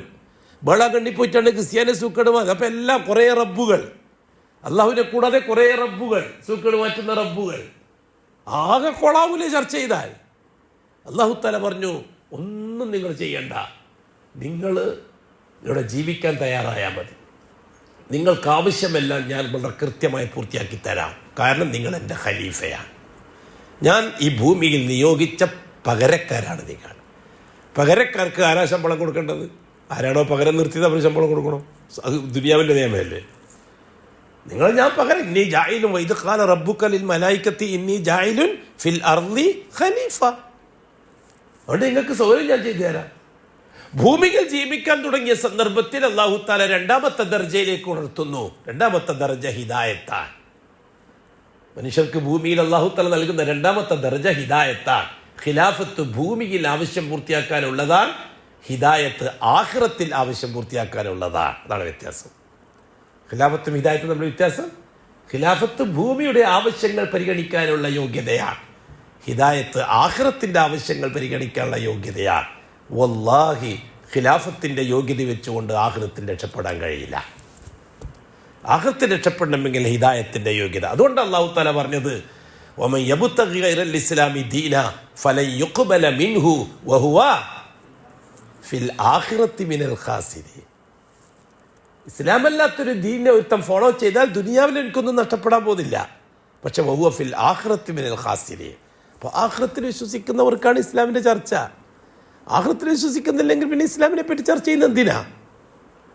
നമ്മൾ ആരും നിർബന്ധിക്കുന്നില്ല. എനിക്ക് ആഖിറത്തിൽ വിശ്വാസമുണ്ടോ എങ്കിൽ ഇസ്ലാം നിർബന്ധമാണ്. ആഖിറത്തിൽ വിശ്വാസമില്ലേ, എനിക്കിഷ്ടമുള്ളത് വിശ്വസിക്കാം. അതുകൊണ്ട് നീ കച്ചവടത്തിൽ ലാഭം കിട്ടണമെങ്കിൽ മുസ്ലിമാകും, അല്ലെങ്കിൽ നിനക്ക് മക്കളെ കിട്ടണമെങ്കിൽ മുസ്ലിമാകും, അല്ലെങ്കിൽ നിന്റെ വീടിൻ്റെ പണി പൂർത്തിയാകണമെങ്കിൽ നീ മുസ്ലിമാകും. വിഡിത്തമാണ് ആ വാക്ക്. കാരണം ഇവിടുത്തെ ഹിന്ദുവിൻ്റെ വീട് പൂർത്തിയാക്കി കൊടുക്കുന്ന അള്ളാഹുവാണ്, മുസ്ലിം ആയതുകൊണ്ടല്ല. ക്രിസ്ത്യാനിൻ്റെ വീട് പൂർത്തിയാക്കി കൊടുക്കുന്നത് അള്ളാഹുവാണ്, മുസ്ലിം ആയതുകൊണ്ടല്ല. നിരീശ്വരവാദിക്ക് നല്ല സുന്ദരമായ ബംഗ്ലാവായിപ്പോൾ അള്ളാഹു തആല എടുത്തു കൊടുക്കുന്നത് ഇല്ലേ? നിരീശ്വരവാദികളും ഭൗതികവാദികളും ബംഗ്ലാവ് എടുത്ത് താമസിക്കുകയല്ലേ? അള്ളാഹ് ഫ്രീ ആയിട്ട് കൊടുത്തതല്ലേ? അള്ളാഹിനെ ചോദ്യം ചെയ്യാൻ ആരെ കൊണ്ടെങ്കിൽ പറ്റുമോ? ഇന്നക തഖ്ളി വലാ യുഖ്ളാ അലൈക്. അള്ളാഹു തീരുമാനിക്കുന്നു, എതിര് തീരുമാനത്തിന് ആരെ കൊണ്ടും പറ്റൂല. അതുകൊണ്ട് തന്നെ അല്ലാഹു സുബ്ഹാനഹു വ തആല ആഖിറവുമായിട്ടാണ് ഹിദായത്തിനെ ബന്ധിപ്പിച്ചത്. ആ ഹിദായത്ത് എന്നാൽ എന്താണ്? അതാണ് നമ്മുടെ ചർച്ച. ഹിദായത്ത് എന്ന് വെച്ചാൽ എന്താണ്? ഏതൊരു മനുഷ്യൻ അവൻ്റെ ദൈനംദിന ജീവിതത്തിൽ അള്ളാഹുവിനെ മാത്രം പരിഗണിക്കുക എന്നൊരു മാനസികാവസ്ഥ ആർക്ക് കിട്ടിയോ അവൻ ഹിദായത്തിലാണ്. ആ പരിഗണനയുടെ ഫലം ആഖിറത്തിൽ അവനിക്ക് സ്വർഗമാണ്. ആ പരിഗണനയുടെ ഫലം ആഖിറത്തിൽ അവനിക്ക് സ്വർഗമാണ്. അപ്പൊ ആവശ്യ പൂർത്തീകരണത്തിന് വസ്തുക്കളെ സംഘടിപ്പിക്കുക എന്നുള്ളത് ഖിലാഫത്ത് കൊണ്ട് കിട്ടേണ്ടതാണ്. അത് ദുനിയാവി തീരും മരിക്കലോടുകൂടി. മരണത്തിന് ശേഷമുള്ള ജീവിതം വിജയിക്കണമെങ്കിൽ ഭൂമിയിൽ ആവശ്യങ്ങൾ പൂർത്തിയാക്കുന്നത് ആദർശാധിഷ്ഠിതമായിരിക്കണം, ഹിദായത്തിന്റെ വെളിച്ചത്തിലായിരിക്കണം. അതിലൊന്നാമത്തെ കാര്യം എന്താ? എൻ്റെ ആവശ്യം പൂർത്തിയാക്കി തരുന്നത് അള്ളാഹു മാത്രമാണ് എന്ന് ഞാൻ അംഗീകരിച്ചു കൊടുക്കണം. അതോടുകൂടി അവൻ ഹിദായത്തിലായി. അള്ളാഹു എൻ്റെ കാര്യങ്ങൾ പൂർത്തിയാക്കി തരണമെങ്കിൽ മുഹമ്മദുർ റസൂലുള്ളാഹി അനിവാര്യമാണ്. അപ്പം ലാ ഇലാഹ ഇല്ലല്ലാഹ് മുഹമ്മദുർ റസൂലുള്ളാഹ് ആ കലിമ അനുസരിച്ച് ഏതൊരുത്തൻ ആവശ്യങ്ങൾ പൂർത്തിയാക്കുന്നുവോ അവനിക്ക് കിട്ടുന്ന ഗുണം അവൻ്റെ ഹിദായത്ത് മരിക്കുന്നത് വരെ ലൈവായി കിട്ടും. ആ ഹിദായത്തോടുകൂടി മരിച്ചു കിട്ടിയാൽ നാളെ ആഖിറത്തിലെ കാലാകാലം ജീവിതം ശാശ്വതമായി സൗഖ്യത്തിലായി. ആരെയും നിർബന്ധിക്കുന്നില്ല, ഒരു ജബ്ബാറിനെയും നിർബന്ധിക്കുന്നില്ല, ഒരു മാജിദാനെയും നിർബന്ധിക്കുന്നില്ല, ഒരു ചെകുത്താനെയും നിർബന്ധിക്കുന്ന പ്രശ്നമില്ല. ആഖിറത്തിൽ വിജയിക്കണം നിങ്ങൾക്ക് ആഗ്രഹമുണ്ടോ? എന്നാൽ ഇസ്ലാമിലുണ്ട്. ഹുദല്ലിൽ മുത്തഖീൻ, ഖുർആൻ ആയിരിക്കുള്ളതാണ്. യുക്തിവാദികളോട് ജയിക്കാനുള്ളതല്ല, നിരീശ്വരവാദികളോട് വാദിച്ച് ജയിക്കാനുള്ളതല്ല, മറ്റേതെങ്കിലും തരത്തിലുള്ള വിശ്വാസക്കാരോട് മതക്കാരോട് വാദിച്ച് ജയിക്കാനുള്ളതല്ല ഖുർആൻ. അലിഫ് ലാം മീം ദാലിക്കൽ കിതാബ്, ഈ കിതാബ് എന്തിനുള്ളതാണ്? ഹുദല്ലിൽ മുത്തഖീൻ, മുത്തഖീങ്ങൾക്ക് വഴി കാണിച്ചു കൊടുക്കാനുള്ളതാണ്. കാഫിരീങ്ങൾക്കും മുശ്രിക്കീങ്ങൾക്കും വഴി കാണിച്ചു കൊടുക്കാനുള്ളതല്ല, മുത്തഖീങ്ങൾക്ക് വഴി കാണിച്ചു കൊടുക്കാൻ. ആരാണ് മുത്തഖി? ഹിദായത്തിന്റെ ചാനലിൽ അള്ളാഹു പരിഗണിച്ചിരിക്കുന്നവർ. ആരാണ് മുത്തഖി? അല്ലദീന യുഅ്മിനൂന ബിൽ ഗൈബ് വയുഖീമൂനസ് സ്വലാഹ് വമിമ്മാ റസഖ്നാഹും യുൻഫിഖൂൻ വല്ലദീന യുഅ്മിനൂന ബിമാ ഉൻസില ഇലൈക വമാ ഉൻസില മിൻ ഖബലിക വബിൽ ആഖിറതി ഹും യൂഖിനൂൻ. അവർക്ക് നേരെ ചൊവ്വേ മുന്നോട്ട് പോകാൻ ഈ കിട്ടിയ ഹിദായത്ത് ലൈവാക്കി നിർത്താൻ ഉള്ള വഴി എന്താണ്? ഈ കിതാബാണ്, ഈ ഖുർആനാണ്. അല്ലേ അല്ലാഹു തആല തുടക്കത്തിൽ തന്നെ പറഞ്ഞു തന്നിരിക്കുന്ന വിഷയം, തുടക്കത്തിൽ തന്നെ പറഞ്ഞു തന്നിരിക്കുന്ന വിഷയം അതല്ലേ. അല്ലാഹു സുബ്ഹാനഹു വ തആല ഹിദായത്ത് ഔദാര്യമായി അള്ളാന്റെ വക, ഔദാര്യമായി അള്ളാന്റെ വക സമ്മാനമായി അള്ളാഹ് തീരുമാനിച്ചവർക്ക് മാത്രം കൊടുക്കുമെന്നാണ് കൽപ്പിച്ചിരിക്കുന്നത്. അതുകൊണ്ട് അവിടെ ടെൻഷൻ അടിച്ചിട്ടൊരു കാര്യമില്ല. മറ്റുള്ളവരെ സംബന്ധിച്ച് നമ്മൾ ചർച്ച ചെയ്യാനൊന്നും മെനക്കെടണ്ട, മറ്റുള്ളവരുടെ ഹിദായത്ത് സ്കാൻ ചെയ്യാനും മെനക്കെടണ്ട. എനിക്ക് കിട്ടിയ ഹിദായത്തിനെ പറ്റി മാത്രം ഞാൻ ചിന്തിക്കുക. ബാക്കിയുള്ളവൻ്റെ ഹിദായത്തിനെ പറ്റി ഇവൻ കാഫറാണ്, ഇവൻ മുശ്രിക്കാണ്, മറ്റവനാണ് മുനാഫിക്കാതെ ഒന്നും ചർച്ച ചെയ്യാൻ നമ്മളെ ആളല്ല. കാരണം എനിക്ക് എൻ്റെ അള്ളാഹു ഹിദായത്ത് തന്നിട്ടുണ്ടോ ഇല്ലേ, അതെങ്ങനെയാണ് ഞാൻ മനസ്സിലാക്കുക? അല്ല അളവുപോലെ എന്താ? എൻ്റെ ജീവിതത്തിൽ എന്ത് പ്രശ്നങ്ങളുണ്ടെങ്കിലും ഞാൻ എൻ്റെ അള്ളാഹുവിൽ മാത്രമേ പരാതി പറയുകയുള്ളൂ, വേറൊരാളെയും ഞാൻ സമീപിക്കുകയില്ല. അത് ജിന്നിനെയും സമീപിക്കില്ല, മനുഷ്യനെയും സമീപിക്കില്ല, മനുഷ്യനെയും സമീപിക്കില്ല. റസൂലുള്ളാഹി സ്വല്ലല്ലാഹു അലൈഹി വസല്ലം തങ്ങൾ പഠിപ്പിച്ച ദീൻ സഹാബാക്കളെ കൂട്ടത്തിൽ ഒരു കൂട്ടരെ വിളിച്ചിട്ട് പറഞ്ഞു, ഇരിക്ക്, നിങ്ങളെ ബൈഅത്തൊന്ന് പുതുക്കിയിട്ട് പോകണമെന്ന്. അവരവിടെ ഇരുന്നു. റസൂലുള്ളാഹി നിങ്ങൾ ബൈഅത്ത് ചെയ്യണം. ഞങ്ങൾ ചെയ്തല്ലോ നബിയെ. ഇല്ല, ഒന്നും കൂടി കൂട്ടി പറയാനുണ്ട്. എന്താ നബി നമ്മൾ ചെയ്യേണ്ടത്? നിങ്ങളെ കൈവരണം, എനിക്ക് വാക്ക് തരണം. അല്ലാ അസ്അലന്നാസ ശൈഅ, എന്താവശ്യമുണ്ടെങ്കിലും മനുഷ്യനോട് പോലും ചോദിക്കൂല, അള്ളാഹിനോട് മാത്രമേ ചോദിക്കുള്ളൂ. ഭൗതികമായ ആവശ്യമായാലും അള്ളാഹിനോട് മാത്രമേ ചോദിക്കുള്ളൂ, എനിക്ക് ഉറപ്പ് തരണം. തരാമല്ലോ നബിയെ. അള്ളാഹ് റസൂൽ പറഞ്ഞാൽ പിന്നെ അംഗീകരിക്കലാണല്ലോ. ഞങ്ങൾ ഇന്നു മുതൽ ഒരാവശ്യവും മനുഷ്യരോട് ചോദിക്കുകയില്ല. ആ സഹാബി പറയുന്നു, ഒട്ടകപ്പുറത്ത് യാത്ര ചെയ്ത സമയത്ത് ഒട്ടകത്തിനെ തെളിക്കുന്ന വടി താഴെ വീണാൽ ഒന്നിക്കൽ ഞങ്ങൾ താഴെ ഇറങ്ങിയിട്ടെടുക്കും, അല്ലെങ്കിൽ ആരെങ്കിലും വന്നിട്ട് അവർ സ്വയം മനസ്സാ എടുത്ത് തന്നാൽ ഞങ്ങൾ ഒട്ടകത്തെ തെളിക്കും. എന്നാലും അടുത്തുള്ള ആളോട് ആ വടിയും എടുത്തതാന്ന് പറയില്ല. അതാണ് ദീൻ. നിങ്ങൾക്ക് മനസ്സിലാവില്ല. ഭൂമിയിൽ എല്ലാവർക്കും അത് മനസ്സിലായിക്കൊള്ളുന്നില്ല. അള്ളാനെ മനസ്സിലായവർക്കേ അത് മനസ്സിലാവുള്ളൂ. ആ പറഞ്ഞ വാക്ക് നമ്മളെന്താ പറയാ? അള്ളാഹ് വന്നിട്ട് ഇരുന്നാൽ മതിയോ? ദിക്റും ചൊല്ലി ഇരുന്നാൽ മതിയോ? തസ്ബീഹും ചൊല്ലി ഇരുന്നാൽ മതിയോ? നമ്മളൊക്കെ ചിലതൊക്കെ ചെയ്യണ്ടേ? അതുകൊണ്ടല്ലേ നമ്മൾ റോട്ടിലിറങ്ങിയിട്ട് സിന്ദാബാദ് വിളിച്ച് നടക്കണ്ടേ? അള്ളാഹു താല അള്ളാഹു റസൂലിന് പഠിപ്പിച്ച പൂർണ്ണമായ രീതി എന്താണ്? ഇഹ്സാന്റെ രീതി. അള്ളാഹുവിൻ്റെ കൽപ്പന പൂർത്തിയാക്കുക. ഉമർ റളിയല്ലാഹു അൻഹു പറഞ്ഞു, നിങ്ങൾ ആരോടും പരാതി പറയരുത്. എനിക്ക് സുഖമില്ല, എനിക്ക് നീ ദ്വാരക്കണം, എനിക്ക് ഇന്ന സൂക്കേട് ഉണ്ടാവുകൊണ്ട് ദ്വാരക്കണം, എനിക്ക് ഇന്ന പ്രശ്നം ഉണ്ടാവുകൊണ്ട് ദ്വാരക്കണം. നിങ്ങൾ ഈ പരാതി ആരോടും പറയരുത്. നിങ്ങൾ അള്ളാഹിനോടേ ഈ പരാതി പറയാവൂ. പരാതിയുടെ ബുദ്ധിമുട്ട് എന്താണെന്നറിയുമോ? നിങ്ങളുടെ കൂട്ടുകാർ ദുഃഖിക്കും, വിഷമിക്കും. നിങ്ങൾ ഇഷ്ടപ്പെടുന്നവർ ആ പരാതി കേൾക്കുമ്പോൾ വിഷമവും പ്രയാസവും അവർക്കുണ്ടാവും. നിങ്ങളുടെ അസൂയയും വെറുപ്പും ഉള്ളവർക്ക് സന്തോഷവും ഉണ്ടാവും. രണ്ടിനും വക വെച്ച് കൊടുക്കണ്ടാവും. കാര്യമല്ലേ? ഉമറയ്യല്ലാഹു പറഞ്ഞ വാക്ക് എത്ര ഹക്കാണ്. അശിക്കുവ ഇലൽ മഹ്ലൂ, മഹ്ലൂക്കിനോട് ശിക്കുവ പറയരുത്. സൂക്കടെ കിടന്നാൽ എനിക്ക് നല്ല റാഹത്താണ്. ആര് വിളിച്ച് ചോദിച്ചാലും ഹലോ എങ്ങനെയുണ്ട് മൗലവി സാഹിബ്, പരമസുഖമാണ്. രാത്രി എഴുന്നേറ്റ് എൻ്റെ അള്ളാഹിനോട്, അല്ലാ നിന്നോട് മാത്രമേ ഞാൻ പരാതി പറയുകയുള്ളൂ, മനുഷ്യനോട് ഞാൻ പരാതി പറയില്ല, എനിക്ക് ഇന്ന പ്രശ്നമുണ്ട്, നീ പരിഹരിച്ചു തരണം. അള്ളാഹിനോട്. എന്താണ് സബർ എന്ന് പറഞ്ഞാൽ? മോമിനിങ്ങളോട് പറഞ്ഞല്ലേ സബർ? എനിക്ക് സുഖമില്ലാതെ നാട് മുഴുവനും പറഞ്ഞു നടക്കണോ? എനിക്ക് സാമ്പത്തിക ബുദ്ധിമുട്ടുണ്ടെന്ന് നാട് മുഴുവൻ പറഞ്ഞു നടക്കണോ? എനിക്ക് ഇന്നത്തെ പ്രശ്നങ്ങളുടെ നാട് മുഴുവനും പറഞ്ഞുകൊണ്ടിരിക്കണോ? എന്താണ് സബർ? അസ്സബർ തർക്കു ശക്വ, ശക്വയോ ശിക്കുവയോ? തർക്കു ശക്വ മിൻ അലമിൽ ബൽവ ലിഗൈരില്ലാ. അതല്ലേ സബർ? തർക്കു ശക്വ, പരാതി പറയൽ ഒഴിവാക്കുക.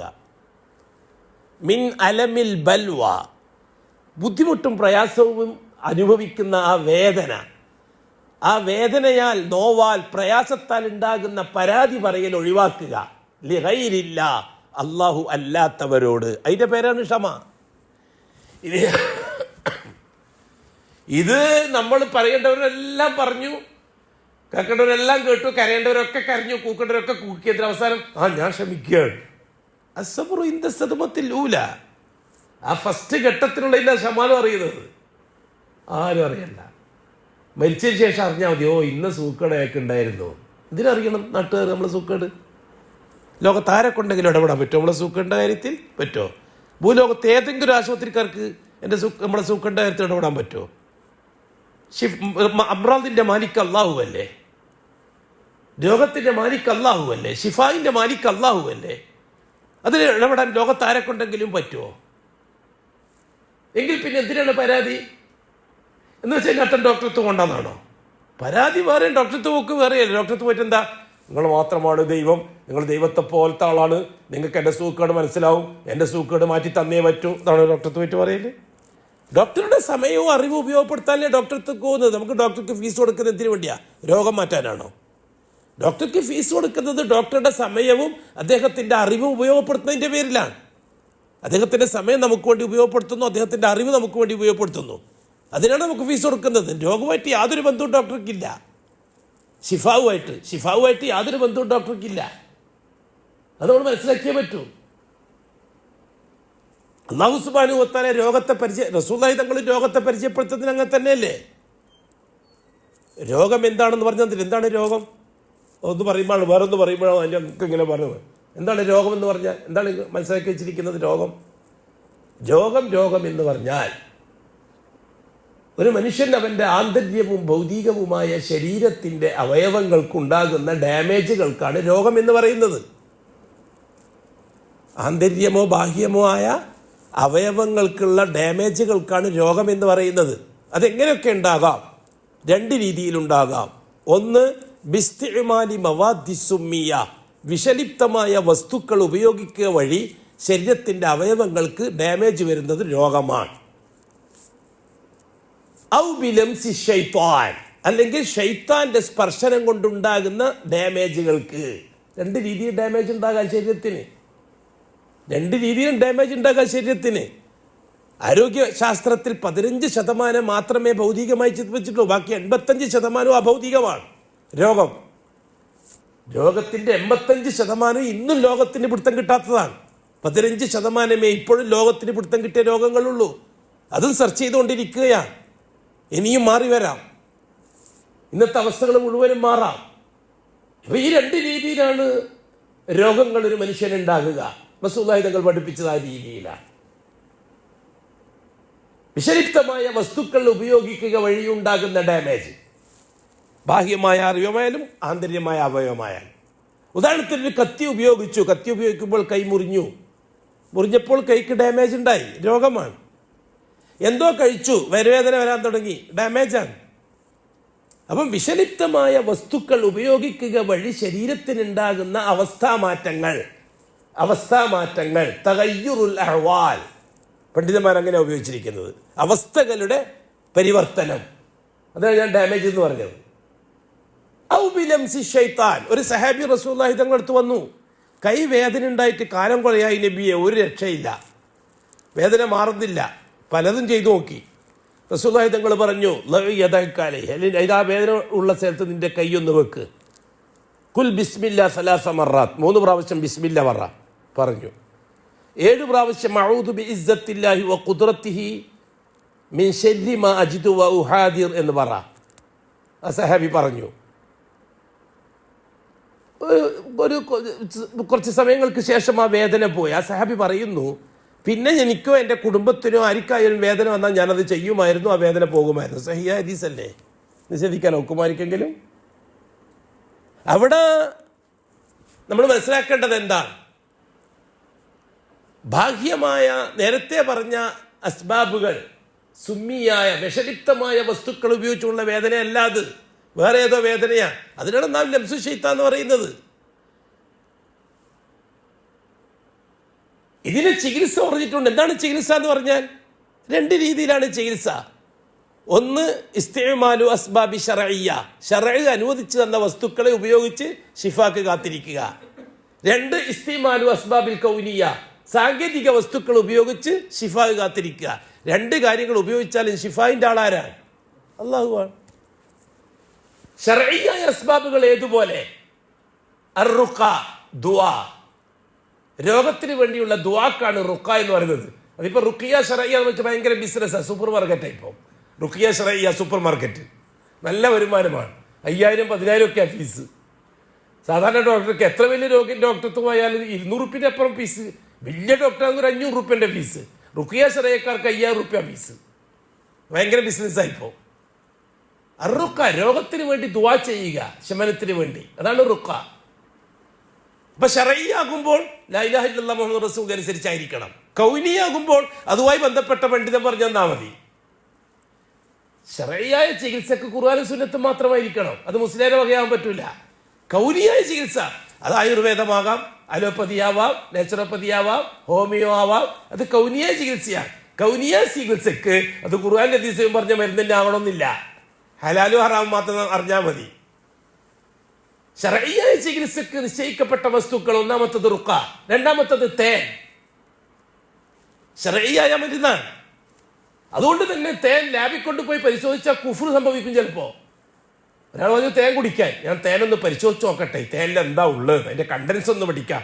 അല്ല എന്തിനാ അത് പറഞ്ഞത്? അതാണ് സയൻസ് റസൂലുള്ളാഹ്, ലാ ഇലാഹ ഇല്ലല്ലാഹ് സയൻസ് റസൂലുള്ളാഹ്. പൊട്ടി ഓലെ ഷഹാദത്തെ പൊട്ടി. തേനിലടങ്ങിയിരിക്കുന്ന കണ്ടൻസ് പരിശോധിച്ചിട്ടാണ് നീ തേൻ ഉപയോഗിക്കുന്നതെങ്കിൽ നീ ഖുർആന്റെ നസ്സിനെ നിഷേധിച്ചവനാണ്, നീ കാഫിറാണ്. കാരണം ഒരു കാരണത്താൽ അത് പറ്റൂല. കാരണം തേൻ ഏകപക്ഷീയമായി അള്ളാഹുവിന്റെ കൽപ്പനയാണ്. ഷിഫാ എന്നത് അള്ളാഹിന്റെ കൽപ്പനയാണ്. പക്ഷെ തേനായിരിക്കണം. തേൻ ഡ്യൂപ്ലിക്കേറ്റ് ആണോ ഒറിജിനലാണോ എന്ന് എനിക്ക് ഗവേഷണം ചെയ്യാം. ചിലപ്പം വെല്ലം കലക്കിയതായിരിക്കും സാധനം. അതുകൊണ്ട് ആ തേനിൽ ഷിഫ കിട്ടിക്കൊള്ളണമെന്നില്ല. ഒരദീസ് നിശ്ചയിച്ചു, അപ്പോഴാണ് പറയുന്നത് ഒരദീസ് ഖുർആൻ നിശ്ചയിച്ചു, തേനിൽ ഷിഫ ഇല്ല എന്ന് പറഞ്ഞു. തേനിൽ ഷിഫ ഇല്ല എന്ന് പറഞ്ഞു അയാള്. എല്ലാ തേനിലും ഷിഫ ഇല്ല, ഡ്യൂപ്ലിക്കേറ്റ് തേനിലും ഷിഫ ഉണ്ടാവില്ല, വെല്ലം കലക്കിയതാന്നല്ലേ പറഞ്ഞിട്ടുള്ളൂ. ഒറിജിനൽ തേൻ കിട്ടാണ്ടല്ലോ ഇഷ്ടം പോലെ. അത് തിരിച്ചറിയാന്നുള്ളത് ഇതിൻ്റെ ഉത്തരവാദിത്തത്തിൽ പെട്ടതാണ്. വെറുതെ ആവശ്യമില്ലാണ്ട് ഏതോ വെല്ലം കലക്കിയതും കൊണ്ടുവന്നിട്ട് ആ തേൻ കുടിച്ചിട്ട് ഷിഫായില്ല എന്നിട്ട് അള്ളാനെ കുറ്റം പറയാൻ നിൽക്കണ്ട. അതുകൊണ്ടാണ് ഈ ഷെയ്ഖുൽ ഇസ്ലാം പറഞ്ഞത് ശർഇയ്യായ ചികിത്സ പ്രോത്സാഹിപ്പിക്കുന്നത് ശരിയല്ല. കാരണം ശർഇയ്യായ ചികിത്സ പ്രോത്സാഹിപ്പിക്കുമ്പോൾ അതിൽ ശിർക്ക് വന്നു ചേരാനും ബിദ്അത്ത് വന്നു ചേരാനും ഇടയുണ്ട്. കൗനിയായ ചികിത്സയിൽ അത് വരാനില്ല. സാധാരണ ഒരു ഉദാഹരണം പറയാം. ഒരാളെ ബാപ്പാക്ക് സൂക്കേട്, ഹാർട്ട്, ഒരുപാട് ചികിത്സിച്ചു. അവസാനം അമേരിക്കയിലേക്ക് കൊണ്ടുപോയി ഹാർട്ട് മാറ്റാൻ. ഒരു 10 ലക്ഷം ചിലവാക്കി ഹാർട്ട് മാറ്റിയിട്ട് തിരിച്ചു വന്നു. ഒരു 5-8 കൊല്ലമായി അയാൾ ജീവിക്കുന്നു, ഒരു ബുദ്ധിമുട്ടില്ലാണ്ട് ജീവിച്ചു. അതിനിടയിൽ പത്രത്തിൽ ആ ഡോക്ടർ മരിച്ചതായിട്ട് ന്യൂസ് വായിച്ചു. ആ ഓപ്പറേഷൻ ചെയ്ത ഡോക്ടർ മരിച്ചതായിട്ടുണ്ട്. ഇയാളും ഇയാളെ കുടുംബവും എല്ലാം ആ ഓപ്പറേഷൻ ചെയ്ത ഡോക്ടറെ കൽഫാത്തി വിളിച്ചിട്ട് കത്തന്ത് വരക്കാൻ നിൽക്കുമോ? കത്തോതിയിട്ട് ആണ്ടു വരക്കാൻ നിൽക്കുമോ? ആ ഡോക്ടർക്ക് വേണ്ടി ആട്ടിലിറക്കാൻ നിൽക്കുമോ? ഇല്ല. അതന്നെ കൗനിയായ ചികിത്സൻ്റെ പ്രത്യേകത. ശിർക്കിലേക്കും ബിദ്അത്തിലേക്കും എത്തൂല ആരോഗ്യ ചികിത്സിച്ച ഡോക്ടറുടെ കാര്യത്തിൽ. നേരെ മറിച്ച് വേറൊരാൾ പോയതൊരു തങ്ങളെടുത്തേക്ക്, ഒരു ഉസ്താദിൻ്റെ അടുത്തേക്ക്. ഉസ്താദ് എന്തെല്ലോ കട്ടിക്കൂട്ടി ഖുർആനിൽ ഓതി, സലാത്ത് ഓതി, ദിക്ർ അൽക്ക, സലാത്ത് അൽക്ക, അദ്ദാദ് അൽക്ക എല്ലാം അൽക്കി നടത്തി. അങ്ങനെ വെളുത്ത തുണി 2 മീറ്റർ, ചെന്തെങ്ങിൻ്റെ തെക്കോട്ട് ചാഞ്ഞ കൊലയിൽ നിന്ന് 2 കരിക്ക്, കറുത്ത കോഴിയിട്ട 3 മുട്ട, അങ്ങനെ എഴുതി കൊടുത്ത് അങ്ങനെ ഒരു കൂടോത്രമെല്ലാം ഉസ്താദ് നടത്തി. അള്ളാഹു സുബ്ഹാനഹു വ തആല അയാളെ സൂക്കേട് മാറ്റിക്കൊടുത്തു. അള്ളാഹു ഷിഫയാക്കി കൊടുത്തു. ഇയാളൊന്നും അറിയണമല്ലോ അള്ളാഹ്ക്ക്. കുറേ നാൾ കഴിഞ്ഞാൽ ആ ഉസ്താദ് മരിച്ചു എന്ന് കേട്ടു. കുടുംബസമേതം പോകില്ലേ മരിച്ചത്തേക്ക്. പിന്നെ എല്ലാ കൊല്ലം ഇയാളെ പുരക്കാ ഉസ്താദിൻ്റെ റാത്തീബ്, ഉപ്പാൻ്റെ സൂക്കേട് മറ്റ ഉസ്താദിൻ്റെ റാത്തീബ്, ഉപ്പാൻ്റെ സൂക്കേട് മറ്റ ഉസ്താദിൻ്റെ ആണ്ട് ദ്വാരക്കൽ, ഉപ്പാൻ്റെ സൂക്കേട് മറ്റ ഉസ്താദിന് വേണ്ടി ദ്വാരക്കൽ, ആ ഉസ്താദിന് വേണ്ടി ആട്ടിനിറക്കൽ, ആ ഉസ്താദിന് വേണ്ടി പോത്തിനിറക്കൽ. എത്തിയ കാര്യം എന്തേ ആ ഡോക്ടർക്ക് വേണ്ടി അതേ ഷെയ്ഖുൽ ഇസ്ലാം പറഞ്ഞിട്ടുള്ളൂ. അതെല്ലാം കൂടി ശിയാക്കളാ കണ്ടില്ലേ, ഷെയ്ഖുൽ ഇസ്ലാം പിന്നെ ശറഈ ചികിത്സ പാടില്ല എന്ന് പറഞ്ഞത് ഒരിക്കലും പാടില്ല എന്ന് പറഞ്ഞിട്ടില്ല. പ്രോത്സാഹിപ്പിക്കുന്നത് ശ്രദ്ധിച്ചിട്ട് വേണം.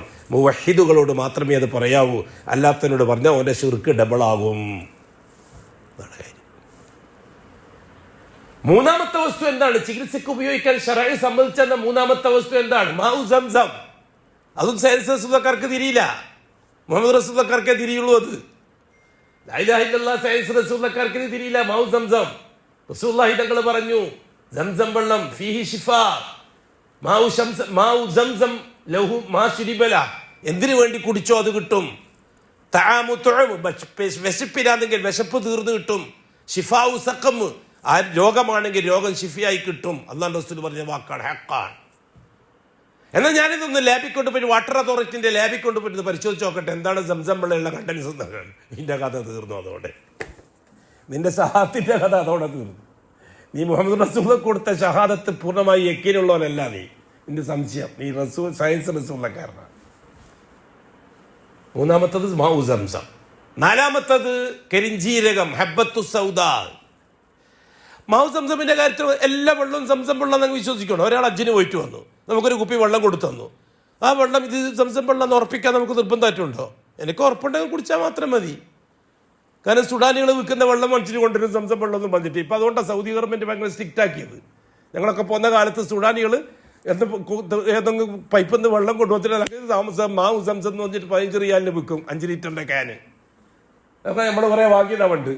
സൗദി ഗവൺമെൻറ് അത് മനസ്സിലായി. അതുകൊണ്ട് കമ്പൽസറി ഒരു കാരണവശാലും പ്രൈവറ്റായിട്ട് വെള്ളം പറ്റൂല എന്നായി. അവർ ഗവൺമെൻറ് സീലടിച്ച പാക്കറ്റ് മാത്രമേ വാങ്ങാൻ പാടുള്ളൂ. സൗദി ഗവൺമെൻറ് വെള്ളം കുടിക്കാൻ വിടുന്നില്ല. ഇത് ശിയാക്കൾ സൗദി ഗവൺമെൻറ് സംസം വെള്ളം തടഞ്ഞു. ഓരോരോ കഥ കേൾക്കുമ്പോൾ കാണുമ്പോൾ ഒക്കെ എന്തൊക്കെയോ തോന്നും. പോട്ടെ, വിട്ടേക്ക്. അവിടെ മാവ് സംസം 100% സത്യമാണ്. അതേ അവസരത്തിൽ ഈ കൊണ്ടിരുന്ന വെള്ളം അത് എനിക്ക് മനസ്സിലാൻ കുടിച്ചാൽ മതി. എനിക്ക് വിശ്വാസമില്ലെങ്കിൽ ഞാൻ കുടിക്കണ്ട. മാവ് സംസമിന് വിശ്വാസമില്ലെങ്കിൽ നീ ഹദീസ് നിഷേധിയാണ്. ഹദീസ് നിഷേധിയല്ല, ഈ വെള്ളത്തിൽ എനിക്ക് ലേലം വിളിക്കുന്ന വെള്ളം അതൊന്ന് വെള്ളം കോരിക്കൊണ്ടുവന്നിട്ട് സംസം വെള്ളം 300 രൂപ 400 രൂപ 1000 രൂപ, അതാ ഓരോ കുപ്പി സംസം വെള്ളമുണ്ട്. ഏത് സംസം വെള്ളമായിരിക്കും? അതൊന്ന് കോരിക്കൊണ്ടുവന്ന വെള്ളമായിരിക്കും ചിലപ്പോൾ. അങ്ങനെ ഉറപ്പിക്കുക. കാരണം ഇവർ ഈമാനേ കള്ളമാണ്, പിന്നെയാണോ സംസം വെള്ളം ഇവർ ഉറപ്പിക്കുക? അള്ളാന്റെ കാര്യത്തിൽ കള്ളം പറയുന്നു, പിന്നെ സംസം വെള്ളത്തിന്റെ കാര്യത്തിൽ കള്ളം പറയുന്നതിന് സംശയമുണ്ടോ? മാഉ സംസം, ഹബ്ബത്തു സൗദാ, അതേപോലെ തന്നെ കരിഞ്ജീരകവും കറുത്ത ജീരകം എല്ലാം റസൂലുള്ളാഹി പറഞ്ഞതാണ്. പറഞ്ഞിട്ട് അല്ല കഥയായിപ്പോയി. ഈ ജീരകം ഇത് അള്ളാന്റെ റസൂൽ പറഞ്ഞ്, ഇത് അള്ളാന്റെ റസൂൽ പറഞ്ഞ ജീരകമാണെന്ന് എനിക്ക് വിശ്വാസമില്ല. ഇത് ഏതാ കമ്പനി, ഏത് കൃഷിത്തോട്ടത്തിൽ നിന്ന് ഉണ്ടാക്കിയതാണ്, ഏത് നാട്ടിൽ നിന്ന് വന്നതാണ് ചോദിക്കാൻ എനിക്ക് അവകാശമില്ലേ? കറുത്ത നിറം കാണുന്ന ജീരകം അള്ളാന്റെ റസൂൽ പറഞ്ഞ കച്ചവടക്കാരൻ പരസ്യം കൊടുക്കും. നമ്മൾ എനിക്ക് നിർബന്ധമുണ്ടോ?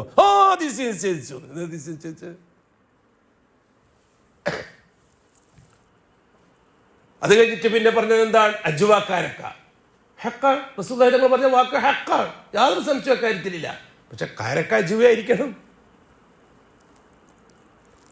ഞാൻ ചോദിക്കട്ടെ, ഇന്ന് മദീനത്തുനിന്നോ അല്ലെങ്കിൽ മക്കത്തുനിന്നോ വിൽക്കുന്ന മാർക്കറ്റിലെ അജ്വ എന്താണ് സനത്? നമ്മൾ പണ്ട് മുടിക്ക് സനത് ചോദിച്ചിട്ടില്ലേ? ഈ അജ്വക്ക് എന്താ സനത്?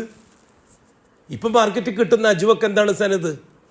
ചോദിച്ചവരോട് പറഞ്ഞു കൊടുക്കണം. അള്ളാന്റെ റസൂൽ അന്ന് പറഞ്ഞ അജ്വക്കാരൊക്കെയാണിത്. ഇന്ന തോട്ടത്തുനിന്ന് പരമ്പരാഗതമായിട്ട് വന്നത്. എന്നല്ലാതെ കറുത്ത കരക്കൻ്റെ മുകളിൽ വെളുത്ത വരെയുള്ളതെല്ലാം അജ്വ എന്ന് പറഞ്ഞാൽ വിശ്വസിക്കുന്ന നിർബന്ധമുണ്ടോ? എന്താണോ അജ്വക്കാരക്ക ആകെയുള്ള അടയാളം എന്താ? കറുത്ത കരക്കൻ്റെ മുകളിൽ വെളുത്ത വര, അതിൻ്റെ ഉള്ളിലെ കുരു വലുതായിരിക്കും. അതൊന്നും റസൂലുള്ളാഹി തങ്ങൾ പറഞ്ഞു തന്നിട്ടില്ലല്ലോ. കുരു വലുതായിരിക്കും, അതിന് മേലെ വരയുണ്ടാവും എന്നൊക്കെ റസൂലുള്ളാഹി തങ്ങൾ പറഞ്ഞു തന്നിരിക്കുന്നത്. അതുകൊണ്ട് അജ്വക്കാരൊക്കെ മറ്റൊരാൾ തന്നാൽ എനിക്ക് വിശ്വാസം ഉണ്ടെങ്കിൽ മാത്രം തിന്നാൽ മതിയല്ലോ. അല്ലാഹ് റസൂൽ പറഞ്ഞ വാക്ക് ഹക്കാണ്.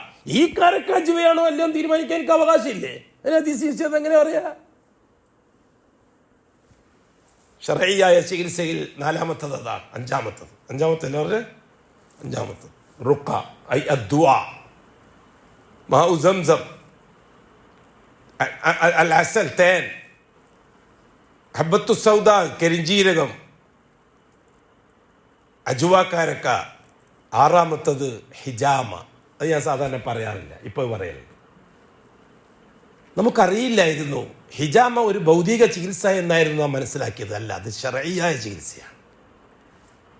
ഈ പറഞ്ഞ പോലെ റുക്ക പോലെ, ഷിഫ തേൻ പോലെ, സംസം പോലെ, അതേപോലെ തന്നെ അജുവാക്കാരക്ക പോലെ, കരിഞ്ജീരകം പോലെ ശർഈ അനുവദിച്ചു തന്ന ശർഈയായ സബബാണ് ഹിജാമ.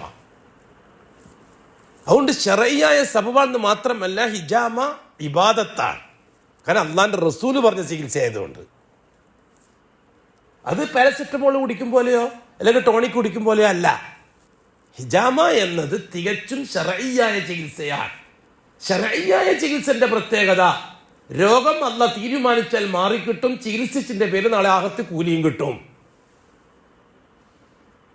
അതുകൊണ്ട് ഹിജാമ ചികിത്സ നാട്ടിൽ നടപ്പുണ്ടെങ്കിൽ, അത് കൃത്യമായ ഹിജാമ തന്നെ ഉറപ്പുണ്ടെങ്കിൽ തീർച്ചയായിട്ടും നാം ചെയ്യണം.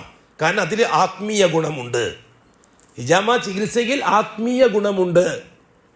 നേരെ വെച്ച് മറ്റേ ഓപ്പറേഷനിലെ ആത്മീയ ഗുണമില്ല, കൗനിയായ ഗുണമേ ഉള്ളൂ. ഇതിൽ ശർഈയായ ഗുണമുണ്ട്. അതുകൊണ്ട് ഹിജാമയെ പ്രോത്സാഹിപ്പിക്കണം. മേറാജിന്റെ രാത്രിയിൽ അഷ്റഫുൽ ഹഖ് കണ്ട മുഴുവൻ നബിമാരും ഹിജാമയെ പറ്റി പറഞ്ഞിട്ടുണ്ട് എന്നത് സഹിഹായ ഹദീസല്ലേ? മേറാജിന്റെ രാത്രിയിൽ ഹിജാമയെ പറ്റിയുള്ള ചർച്ച ഉണ്ടായില്ലേ ആകാശലോകത്ത്? റസൂലുള്ളാഹി തങ്ങളുടെ കാലഘട്ടത്തിൽ അതിന് പ്രോത്സാഹനം ഉണ്ടായില്ലേ? ഫിഖീന്റെ കിതാബിലെല്ലാം നമ്മൾ കൊമ്പ് വെപ്പിക്കാന്ന് പഠിച്ചിട്ടുണ്ട്. പക്ഷെ എന്താണ് കാര്യം എന്ന് ഇപ്പം മനസ്സിലായത്. കൊമ്പ് വെപ്പിച്ചാൽ ഒന്ന് മുറിയോ ഇല്ലേ, അതല്ല ഫിഖീന്റെ മസലയാണ്. നോമ്പ് മുറിയോ ഇല്ലേ, ഹിജാമ വെച്ചാൽ കൊമ്പ് മുറിയോ. അപ്പോൾ ചർച്ച ഹിജാമ വന്നിട്ടുണ്ടെന്നതിൻ്റെ അർത്ഥം ഫുഖാക്കളുടെ പേരിൽ. പക്ഷെ അത് അമലായിട്ട് വന്നിട്ടില്ല നമ്മളെ കയ്യിൽ.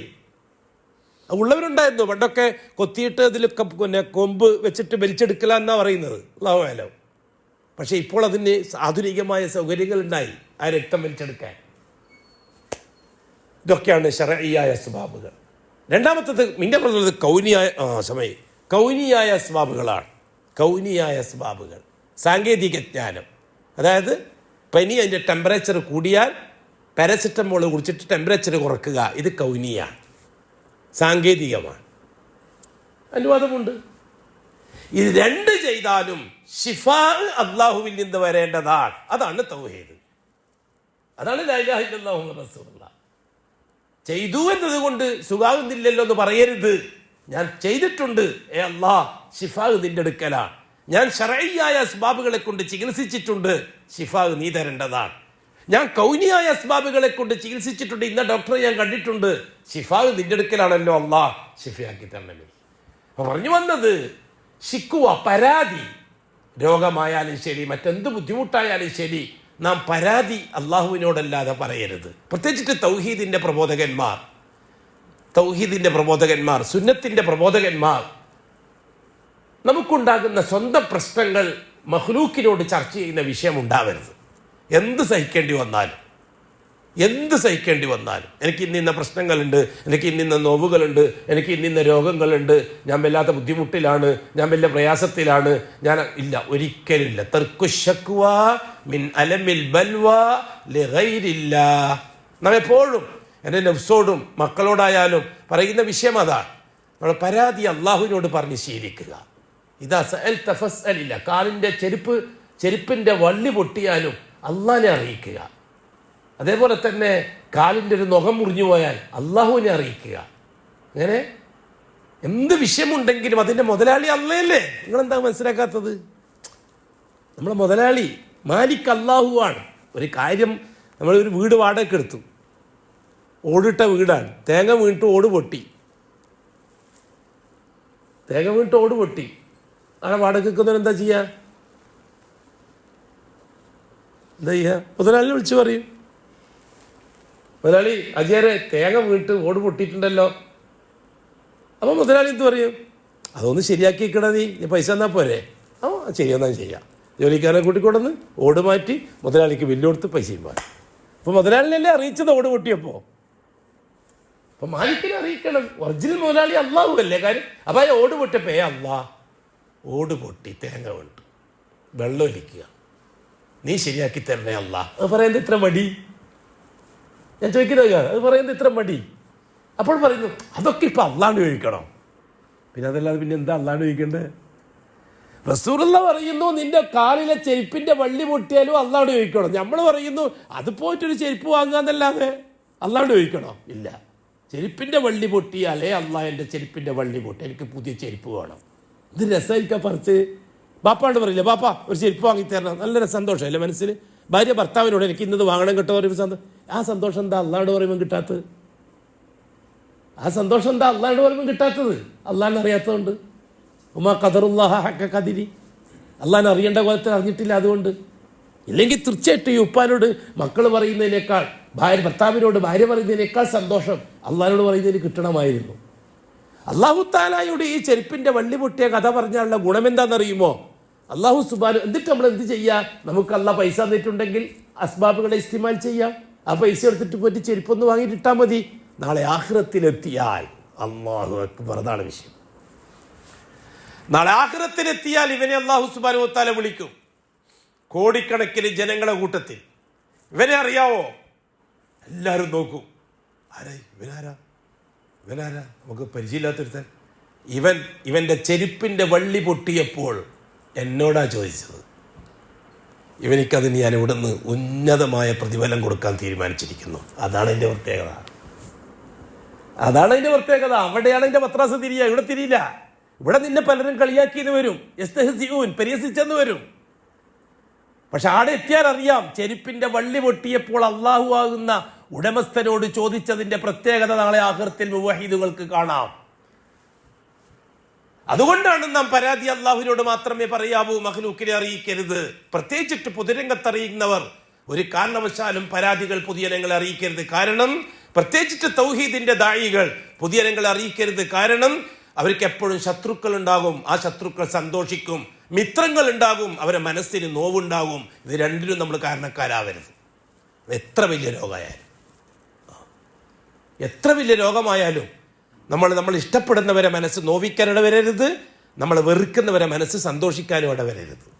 അതാണ് പറയുന്നത് അല്ലാഹു തആല പറഞ്ഞത്. മഖ്ലൂക്കിലേക്കുള്ള ശിക്വ രണ്ട് കാര്യങ്ങൾ ഉണ്ടാക്കും. ഒന്ന്, ഇഷ്ടജനങ്ങളുടെ മനസ്സിന് നോവുണ്ടാകും, എതിരാളികളുടെ മനസ്സിന് സന്തോഷം ഉണ്ടാകും. അതുകൊണ്ട് ശിക്വ അള്ളാഹുവിനോട് മാത്രമേ പറയാവൂ. അത്ര സുന്ദരമായ പ്രയോഗമാണ് കൂട്ടരെ. അല്ലാഹു തആല ഹിദായത്ത് നിലനിർത്തിക്കൊണ്ടുപോകാൻ, അത് മരിക്കുന്നത് വരെ ലൈവാക്കി നിർത്താൻ ഓശാരമായി തന്നിരിക്കുകയാണ് മുർസലീങ്ങളെ, റസൂലുകളെ. ആ റസൂലുകളെ അല്ലാഹു തആല നമ്മുടെ ഹിദായത്ത് നിലനിർത്തിക്കൊണ്ടുപോകാൻ വേണ്ടി ഉപയോഗപ്പെടുത്തുന്നതിന് കൊടുത്ത ആയുധം അൽ ഇസ്ലാം. ഇസ്ലാമിനെ ഉപയോഗിച്ചിട്ടാണ് റസൂലുകൾ നമ്മുടെ ഹിദായത്ത് നിലനിർത്തിക്കൊണ്ടുപോകാനുള്ള പ്രയോഗങ്ങൾ പറഞ്ഞു തരുന്നത്. ആ ഇസ്ലാമിൽ നമ്മുടെ ഹിദായത്ത് നിലനിർത്തിക്കൊണ്ടുപോകാനുള്ള ഒന്നാമത്തെ മരുന്ന് ഷഹാദത്തു അല്ലാ ഇലാഹ ഇല്ലല്ലാഹ് വ അന്ന മുഹമ്മദർ റസൂലുള്ളാഹ്. അതാണ് നാം ഷഹാദത്തിന്റെ പ്രത്യേകത എന്ന് പറഞ്ഞിട്ട് തുടങ്ങിയത്. അതാണ് നമ്മൾ ചർച്ച ചെയ്തുകൊണ്ടിരിക്കുന്ന വിഷയം. അതിനെക്കുറിച്ച് നീട്ടിപ്പരത്തി വ്യാപിച്ച് ആ അടിസ്ഥാന വിഷയം എന്താണ് എന്ന് പറഞ്ഞുതരാൻ വേണ്ടി ഇത്രയും പറഞ്ഞത്. ഇൻഷാ അല്ലാഹ് ഇനിയും നമ്മുടെ ഈ മജ്ലിസിൽ, ഈ വെള്ളിയാഴ്ചകളിൽ നടക്കുന്ന മജ്ലിസിൽ ഹിദായത്ത് നിലനിർത്തിക്കൊണ്ടുപോകാൻ ആവശ്യമായ ആലാത്തുകളെ സംബന്ധിച്ചും അസ്ബാബുകളെ സംബന്ധിച്ചും വളരെ കൃത്യമായി ചർച്ച ചെയ്യുകയും അതിൻ്റെ ഘടകമായ, അതിൻ്റെ ആദ്യത്തെ ഘടകമായ ഷഹാദ, ലാ ഇലാഹ ഇല്ലല്ലാഹിലുള്ള ഷഹാദ, മുഹമ്മദുർ റസൂലുള്ളാഹിയുള്ള ഷഹാദ, ആ ഷഹാദ ഹിദായത്ത് നിലനിർത്തുന്നതിന് വേണ്ടി എങ്ങനെയാണ് പ്രയോജനപ്പെടുത്താൻ പറ്റുക, ആ ചർച്ചയാണ് നമ്മൾ അടിസ്ഥാനമായിട്ട് കാണുന്നത്. അല്ലാഹു തആല ഇൽമിൽ ഒരുപാട് ബറക്കത്തും, അതിനു മുമ്പായി നാം ഓരോരുത്തരും ചെയ്യേണ്ട ജോലി, ഞാൻ ചെയ്യേണ്ട ജോലി, നിങ്ങൾ ചെയ്യേണ്ട ജോലി, നമ്മുടെ സ്വന്തം നഫ്സോട് എൻ്റെ ഷഹാദത്ത് എത്രത്തോളം ക്ലിയറാണ്, ക്ലിയർ അല്ല എന്ന് പരിശോധിച്ചു കൊണ്ടിരിക്കണം. ഷഹാദത്ത് ചിലപ്പോൾ ഡിസ്മിസ് ആവാം, ചിലപ്പോൾ സസ്പെൻഡ് ആവാം, ചിലപ്പോൾ ഡാമേജുകൾ വന്ന് ഉപയോഗശൂന്യമാവാം. മരിക്കുന്നത് വരെ ഇതൊന്നും സംഭവിച്ചുകൂടാ. ആ രീതിയിൽ രാവും പകലും, രാവിലെയായാൽ വൈകുന്നേരം വരെ, വൈകുന്നേരമായാൽ രാവിലെ വരെ എൻ്റെ ജീവിതവുമായി ബന്ധപ്പെട്ട വിഷയത്തിൽ എൻ്റെ ഷഹാദത്തിനെ ബാധിക്കുന്നത് വല്ലതും സംഭവിച്ചിട്ടുണ്ടോ എന്ന് സ്വന്തത്തോട് ഹിസാബ് ചെയ്തുകൊണ്ടിരിക്കണം, മുഹാസബ ചെയ്തുകൊണ്ടിരിക്കണം. ഹാസിബൂ ഖബല അൻ തുഹാസബൂ. അതാണ് ഈ മജ്ലിസിലൂടെ നമുക്ക് കിട്ടാനുള്ള നേട്ടം എന്ന് നാം മനസ്സിലാക്കണം. അഖൂലു ഖൗലി ഹാദാ വല്ലാഹു അഅലം വഅസ്തഗ്ഫിറുല്ലാഹൽ അലീമ ലീ വലക്കും വഅസ്തഗ്ഫിഹി അന്നി വഅൻകും വഅൻ ജമീ